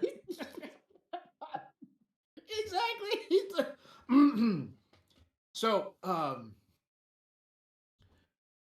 assuming he has maybe some leftover material to cover the wings, but since it's naturally transparent and supposed to show the underbelly of the material that it goes on, he's going to put it on. He's going to lather it on, and in the end, they will camo change to be whatever they need to be. But in the meantime, when you walk up to Mama Bear and those wings are folded up, you still see the indented kind of like decal-esque style of a tiny freaking kitty cat in a camo paint job.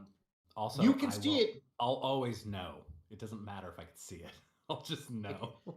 You know, when you see, like, when you lean on something and the light shines across it and all the raised ridges still create that image, that's what we're talking. You could have at least gotten the Hello Kitty, like, wearing a cowboy hat and, like, a lasso. You could have at least, like, because I know that exists somewhere. Oh, man. Sorry, that's that is in fact Howdy Kitty. Howdy Kitty.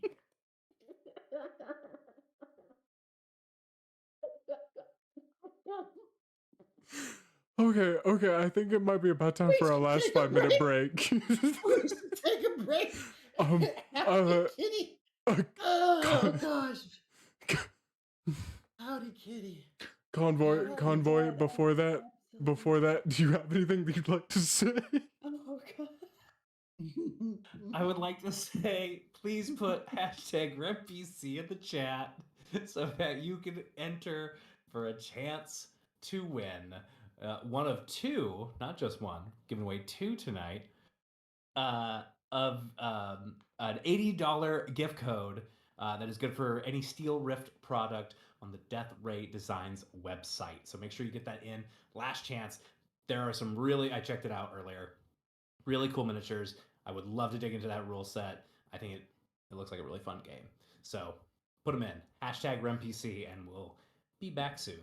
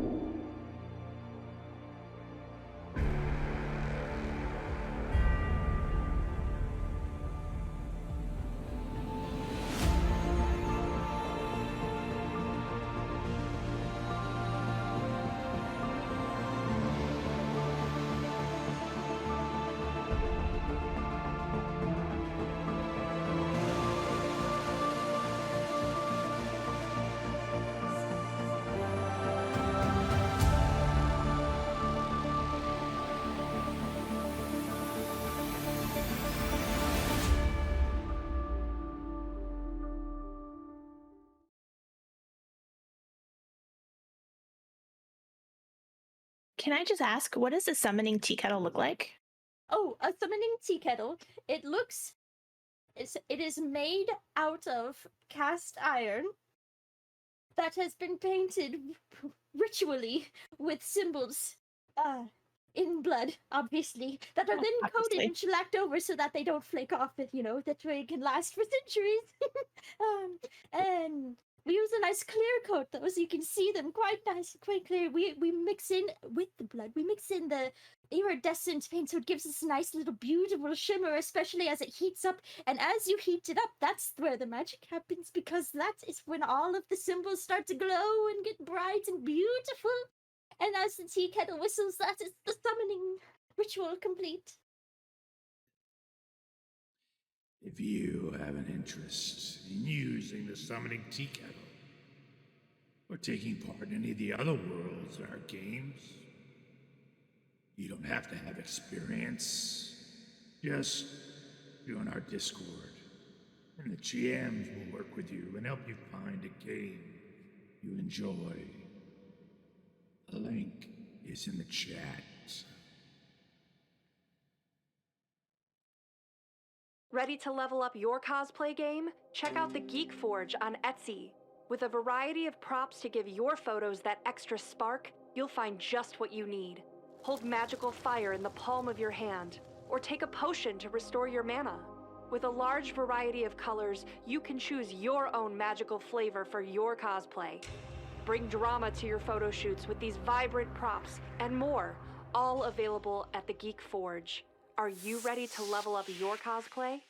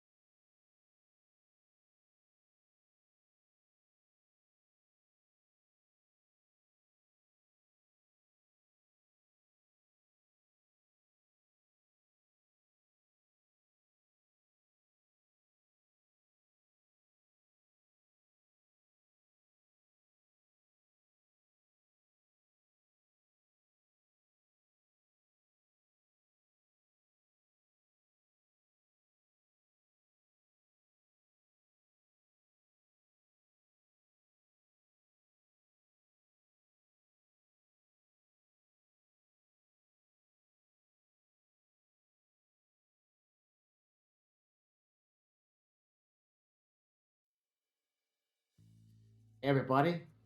We're back for the last 15 plus-ish minutes to kind of wrap up a finale to this rodeo. Haha, play on words there. Woohoo! So, Howdy, after...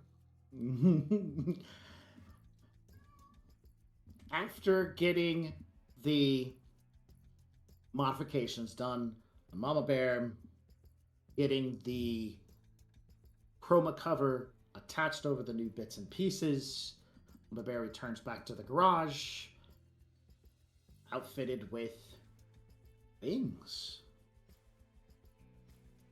Is there anything else? Can we try them? Can we try them out? Can we try them out? Is that risky? Yeah, well, I mean, I reckon we can try them out, but we probably should get out the side of the city. You know, like I don't want to deal with any. You know, we can stay if we stay low and get out of the city. They're not going to be tracking radar and stuff there. But I ain't gonna do it in the city because we have to go way up high above skyscrapers. They're gonna hit things with the radar. Yeah. Yep. I mean, I don't know. That I would flying in a car seems. I mean, we can test it out. I mean, I'll get going. We get on a flat. I can just zoop.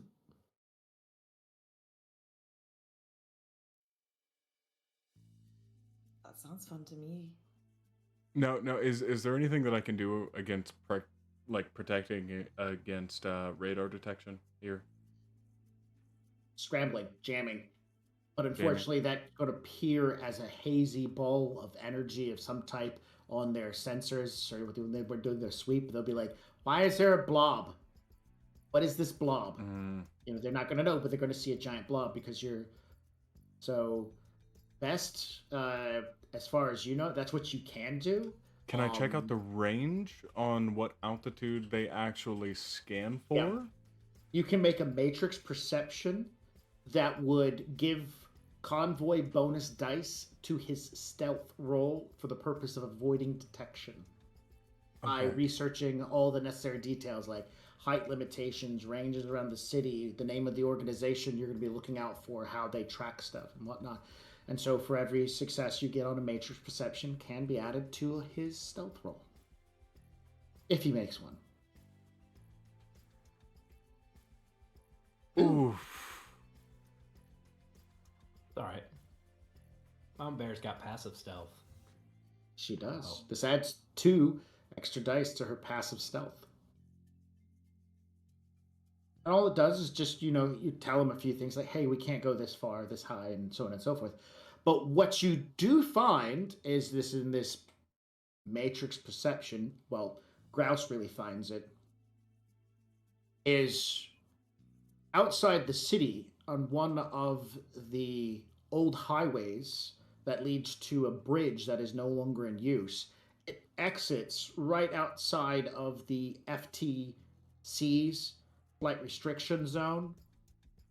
So technically, if someone was to drive off the end of the bridge, you're already outside of the area of watch.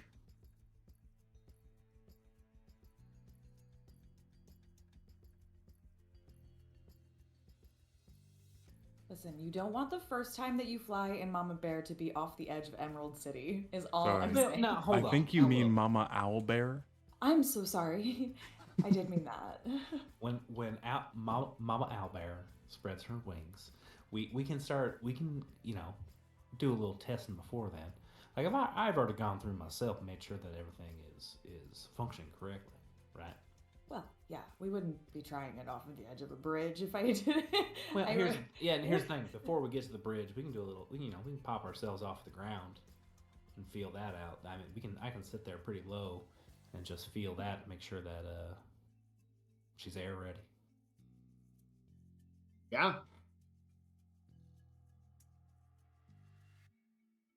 I just am at, we're going on a little Falcor ride. It's gonna be really good. That's fantastic right there if you think about it. Yeah. Like, I can't personally contemplate the concept of being in a large pickup truck that's about to fly. Like, I might just, poop myself. I get into a plane, I know it's going to fly. If I get into a helicopter, I know it's going to fly. I've only been in one vehicle that wasn't meant to fly that flew.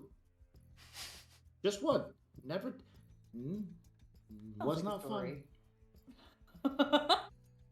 Well, When- here's the great thing about it, right? Like within the wings, there are these thrusters to help with lift, right? So like we don't have to. It's okay that Mama Bear isn't aerodynamic the same way a plane is, right? Because we got a little extra help. Part of this wing kit was giving us that lift to go up. Rust. You have thrust. You don't have thrust, you can't get off the ground. Listen, Arcole is already in Owlbear. He already has, an impending doom scenario that's coming, and all of this other stuff going on that he's already like witnessed firsthand. He's already in the truck. He's already just going like, when do we go up? Yeah. Also, yeah. I mean, we definitely got to test it because we definitely don't want this the first time. Seeing if it works coming off the edge of Emerald City up there, like, right? under fire. That's the moment. Exactly. So Catch a ride. this is gonna be awesome. Yeah. Alrighty then.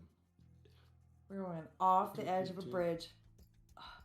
Max, I hope you realize how many memories you just unlocked for me by going catch a ride. Good. I love that series. There's another offshoot that we can do, right? Yes. In fact, I do have the Borderlands game itself, a TTRPG. I didn't even know there's a TTRPG. Okay, sorry. That'll be for later. That'll be for later. Another day. What was the book for the driving thing? I forgot it again. It was Double Clutch. Double Clutch. Why is it not listed? What are you looking for? Something. I got come on! I Dutch know it's turbo in. fans in these wings. That's what. I'm trying to figure out how fast your thing can go. How fast is it? What's its page acceleration? 137.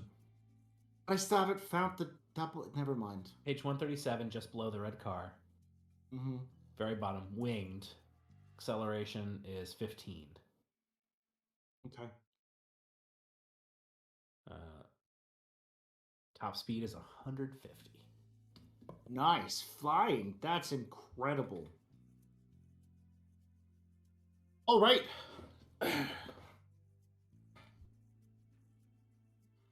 So do you do a test flight before getting out there to your launch pad there? Well, I'm not going too far up. It's more of just making sure that I can like hover above the ground, right? To make sure that it's actually like everything is functioning correctly before we go off the edge of the bridge. But to really like go up and fly, we'll have to do the bridge. He's saying that he wants to fall with style before you fly. I want to try Okay. hovering before I, Sure. make sure Okay. those ones don't pick me up before I really go up. I imagine like the takeoff is going to require a piloting role of some type because you're turning your brick into a flying brick for just a short period of time. I wouldn't require too much, but give me an idea how fast you want to be going to test this brick flight. Because again, thrust is important. Even though you have vector assists or thermal assists in some way, shape, or form, that initial takeoff is kind of a thing. So I mean, I'll have to go very fast, right? How fast is that? How fast will? Because so once you've taken off the ground, the speed to take off doesn't necessarily mean to be the speed of flight. So like this flight speed is 150 as its max, right? You don't need to be doing 150 to take off. You need to either be going that or higher to take off successfully, physics speaking wise. And since there's no takeoff rules in the game, I'm going to say you have to be going over 150. So you'll take off and then basically slow down to 150 as your max speed as you cruise because thrusts and lift. Yeah, so I can hit 150 in Mama Bear. So you gotta top out at 88 miles an hour. I gotta top out before you at hit 88 miles. before you That's hit exactly what clock has to happen. tower. Yeah. I have to redline it in order to take off the ground. And that's the thing, it's just enough, right? Because that's all I want to do is just enough to see if I can. Can I help? Can I make it easier? I've got that overclock spell. It will cause a little Yes. damage. It will cause a little damage. So like maybe for like later, but like That's okay. Yeah, don't let me use know it. if you ever need it. Yeah, that's the call. Because if like you use it and like, hey, we needed that, then something needs to change on Mama Bear if the spell needs to be cast every time. Yeah. It's like, Yeah, but if you ever need a little extra oomph. I'd like to say that Gross and Randy are just in communication right now, working out all the calculations, making sure that we don't get too far off of the ground, but also that we actually make it off of the ground. right?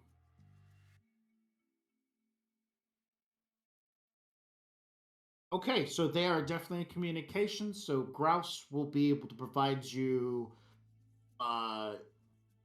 Did you use Grouse when you were making your matrix perception test? No, I for did the not. stealth? Cool. So Grouse will be able to provide 2 extra dice to assist, as well as Randy will be able to provide 3 dice to assist. So there's 5 dice from the PMAXs in the like discussion of like numbers when it goes to taking off the ground. If that makes any sense. So I would still like to get at least 2. So like the very first test, like popping off the ground, I want 3 successes. That's it.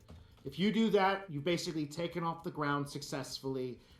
2 will pass, 3 will make me feel confident. 5 or higher, it was a beautiful takeoff and then a nice little easy landing. And which check is that? Sorry. Piloting. Piloting. You. Mm-hmm. Now, this would not be. Would this be ground vehicles? Because we're trying to get up to it, up Yes. to that speed. Okay. Yeah, this is all ground vehicle until you're off the ground, which then that's a piloting role for your air vehicle. I would whatever. absolutely go into. I would jump in for this. Okay.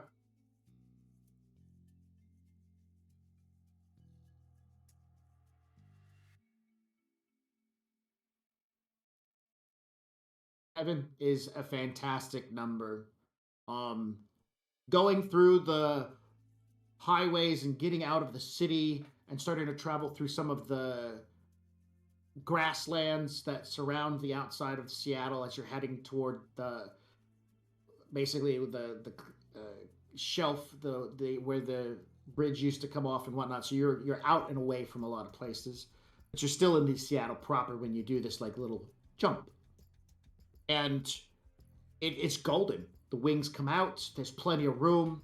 There's this pickup. It's a hover. It's a nice feel where the back end of the vehicle is in the right position. The front end of the vehicle is doing what it's supposed to do.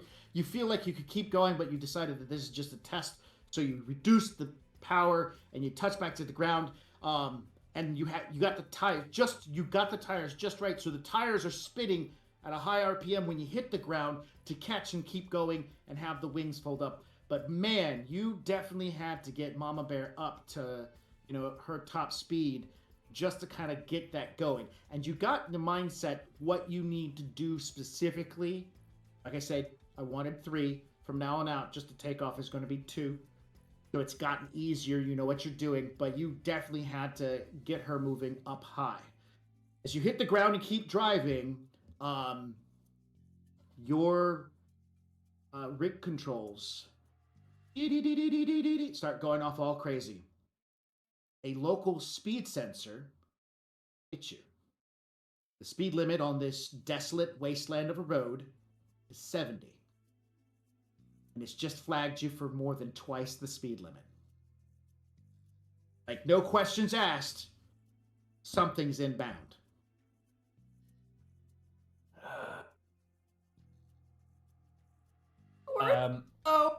Are we in Lone Star territory?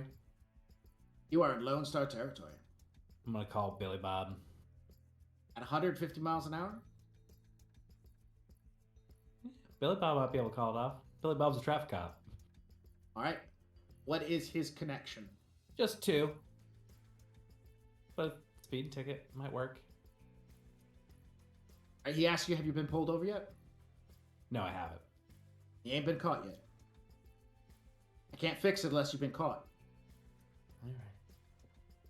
If you don't get caught, there's nothing to fix. Now, right, now, well- does this sensor going off? Does that? I'm assuming that it alerts us in the car. It alerts his rig. His rig is part of your pan, so unless you specifically broadcast other people's emergencies out, nobody is aware of it other than the rigger. I mean, I would tell y'all. I would immediately. Heat is on. All right, we got some heat on us. Arkol, could you see if you could track this signal, and I'll throw it to him, and then I will immediately change. I've got the thing. I'll change whatever it picked up. Right? I don't know if it picked up was it a camera? We'll ask Arkol, I guess. Can you search for these auto speed triggers? Was there a camera? Was whatever was there? You don't have to. Your rig identifies it, and it was a laser sensor. Basically, there was a laser going across the highway, and it detected your speed because of it. Basically, you ran through two lasers. And that's it. Oh, okay. In that case, I'll just keep going, and I will send out.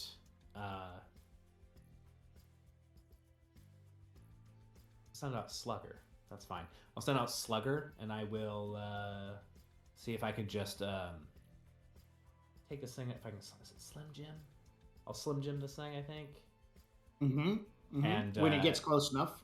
When it gets close enough, and basically say that it's malfunctioning, that it's resetting.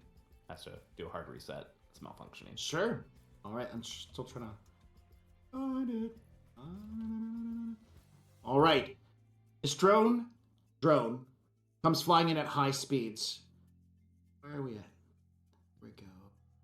Space vehicle.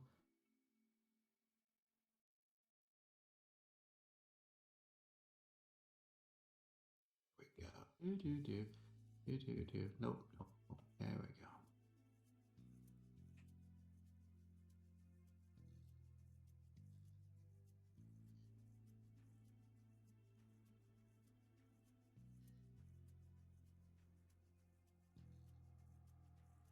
Whispering death. That thing's so wicked looking. Alright. So, what does it resist with? Let me see.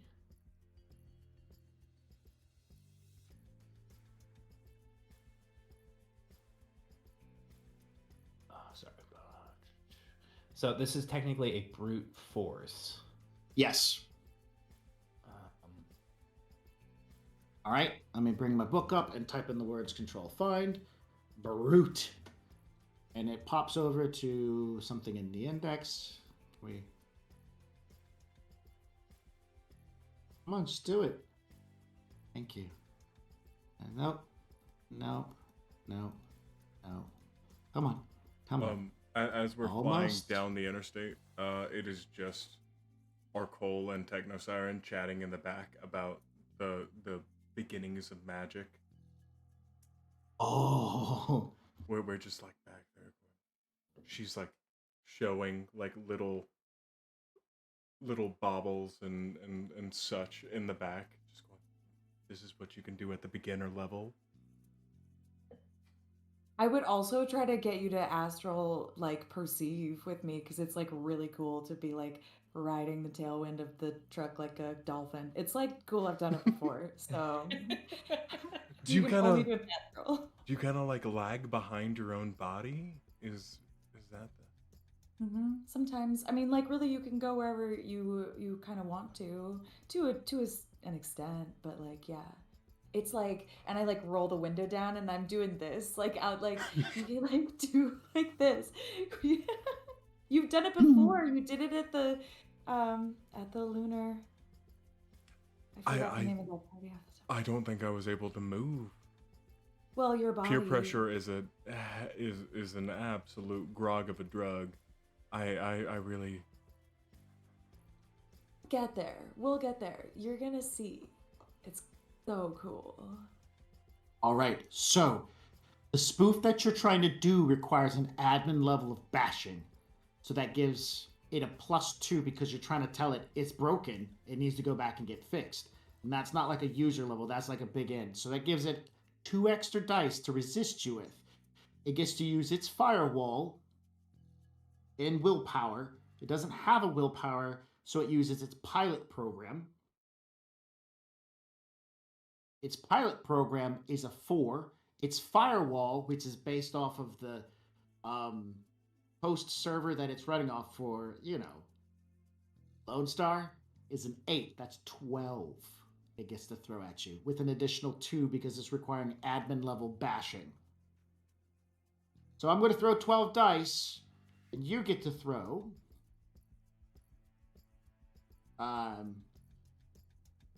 What is it that you're throwing? I throw 11. Oh. It has, and because it's a drone, it picks, it buys. And remember, it buys 3 to 1. So for its 12, it automatically buys 4 successes. That's it. That's all it can do. There's no person behind it, no controlling.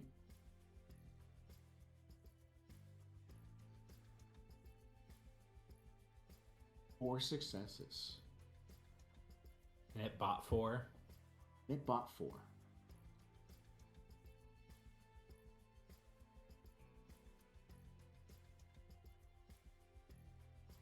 Okay. Oh, I don't have any 4s in there. No, you don't. You need 1 success, though. You need to do something to get yourself 1. Or do something to make it lose a success. Gotta pull up my edge options. Mm-hmm. I am blanking.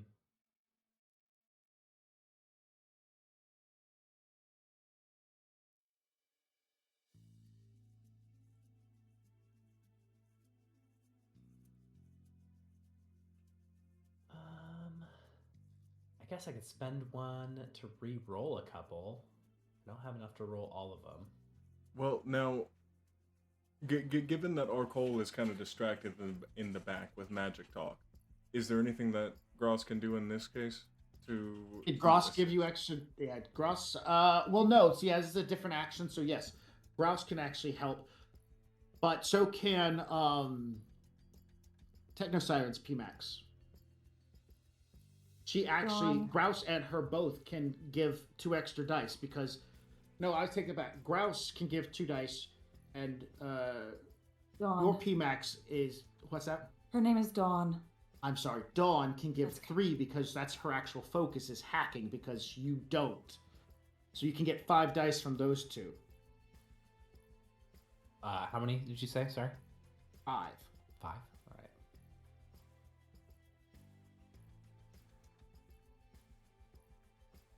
Sorry. Wish you could just set it up. Let's see.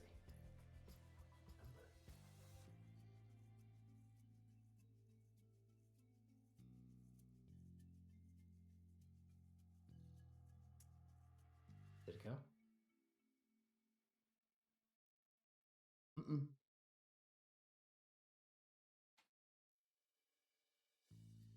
Okay. I'm not sure why it's not working. I'll just manually do it. Then you just hear it from the back. And when do I get to set up my cabin?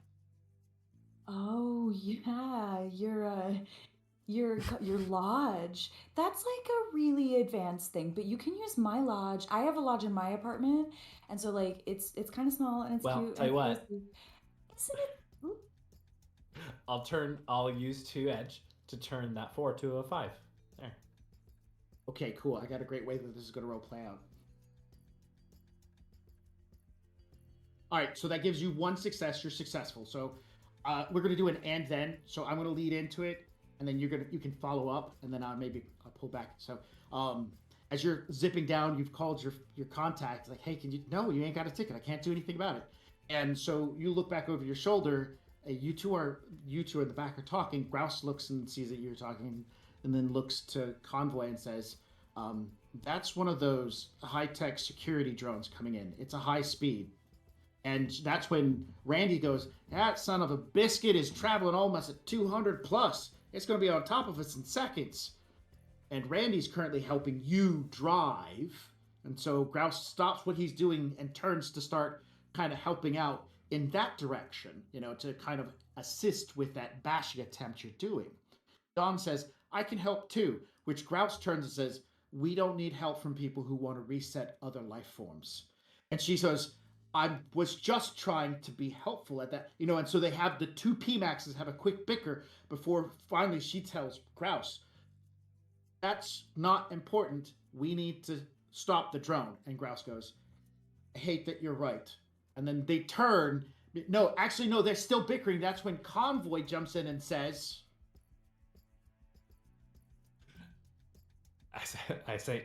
I'll literally say, let's see. Okay, we got stuff together.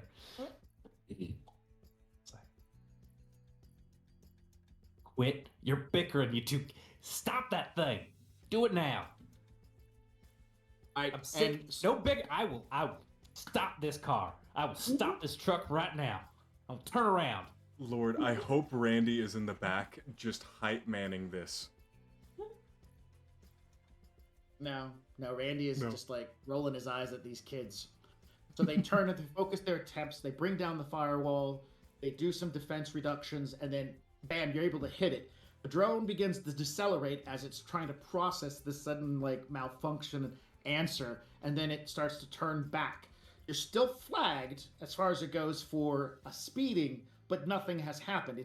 The alarm continues to go on. And you know that the system is designed that if the alarm goes on for too long, it just cuts off going, it's a mistake or, whatever. So you probably have to drive for another 5 minutes quietly listening to the thing going dee dee dee dee dee dee dee dee dee. But in all honesty, you can mute it. It's not a big deal. The highway begins to blend from small trees and thick grass as the grass begins to thin out. Old buildings from previous housing districts and pre-drought times litter the sides of the highway. Old gas stations and whatnot, dilapidated towns begin passing by on either side. And you can see the road twists and turns, and then finally it's a slight rise, and you can see the bridge. The cracks in the road zigzag like spider webs. The dust blows through, and you can see the majesticness of this bridge that just goes up. But because of the way it's sitting and the curve, you don't see it down. Because you know there's not one. Not because of the horizon or the shape, because 500 feet into that bridge, there's no more bridge. And so it's happening. And at this point in time, this golden moment has arisen inside you as you realize you're about to successfully do this. This is it. Meanwhile, those two are out in the back with their hands doing like this, and cabin pressure is suddenly rolling through your calculations. Well, I want to pay attention if we're going off the bridge. I would actually be like, hang on, it's happening. It's happening. And I feel like I'm gripping the front seat from behind it. And I'm like, yeah.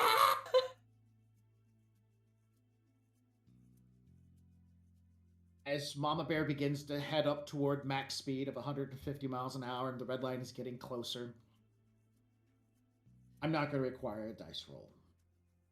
But I will tell you that the moment that the wheels, as the vehicle itself shoots off the center of the bridge and the wings begin to unfurl into that first shape and the vector thrust begins pushing down, there's an uplift. As the front of the truck levels back out, and then maybe leans a little to the right, and a little to the left. Speed reduces back down to about 140 miles an hour as you begin cruising across this expansive wasteland of desert, sand, and old coastlines that have long since dried up. In the far distance, you can see that shimmer, that illusion from the heat baking off the sand in the distance, and the sun is behind you guys, and so you're not flying into the sunset, you're flying away from the sun, but still, nonetheless, it's something beautiful about this open desert wasteland that we close our game session tonight on. As Mama Bear flies for her first time. Amazing. Amazing. Mama Owlbear. Yeah. Mama Owlbear. I'll have to get to used to remembering that one. Yeah, same. Only whenever she's Only when flying. Yeah. Yeah. Right. Oh, that's so Ooh. good. What That an was a amazing fun night. session. That was great. Truly. That was good. So, I normally award 3 to 5 experience points, but the role playing tonight has been really dramatic. I feel like the accomplishments were worthwhile, and so it needs to reflect that. And so, if I remember correctly, we should be close to like 165. Where are we at in total karma? I thought we were right up to about 150. I know it was at 150 when we last kind of like heated off. I don't have the correct number for that. I don't We know. will have to- If we only did Amber didn't we leave. spent some, right?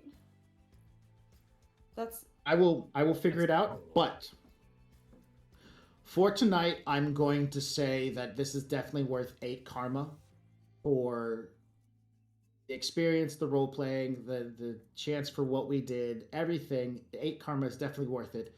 And starting at next game session, everyone will start next game session with 1 temporary edge. Because the role playing was great. You guys did an amazing job. You took every and then moment and did something with it, and that makes me happy.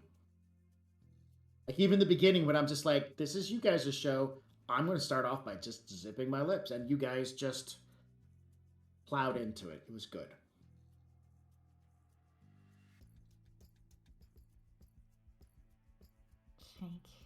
Love it. Super fun. Well, with that being said, Christian, would you like to announce the winner? Certainly would. All right.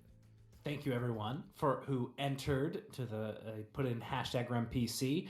Our 2 winners tonight are Zach Snacks and Tempest Wind 77.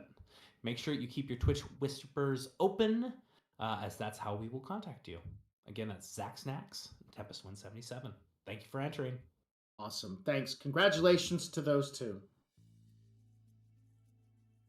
Ooh. Man. To our audience, thanks for coming and hanging out with us. I definitely had fun. Thank you for participating. For those who enjoyed or joined in the chat, you guys are great. Love it. We will be back in 2 weeks on the 21st. I don't think there's any complications to say we won't, as so far. So the 21st, you'll be seeing us again. Otherwise, next week, I do believe it's a rerun. Maybe it's a one-shot. I don't know. We'll figure it out. I believe it's a Meantime- rerun, mainly because I am on a cruise. yeah. There we go. That's what's going on. Maybe nothing happens because nobody shows up to actually turn on the buttons. Because I'm not. We could do it. Nobody else will watch though. Listen, who wants to come over and turn on my computer for me? There we go. Looking for someone to come turn. This a non-paying position. You might get gratitude. Might. It's really neither here nor there. You know, it's just depending on whether or not, they feed my cat. Oh, Oh. well. Thanks and good night. We will see you guys in 2 weeks.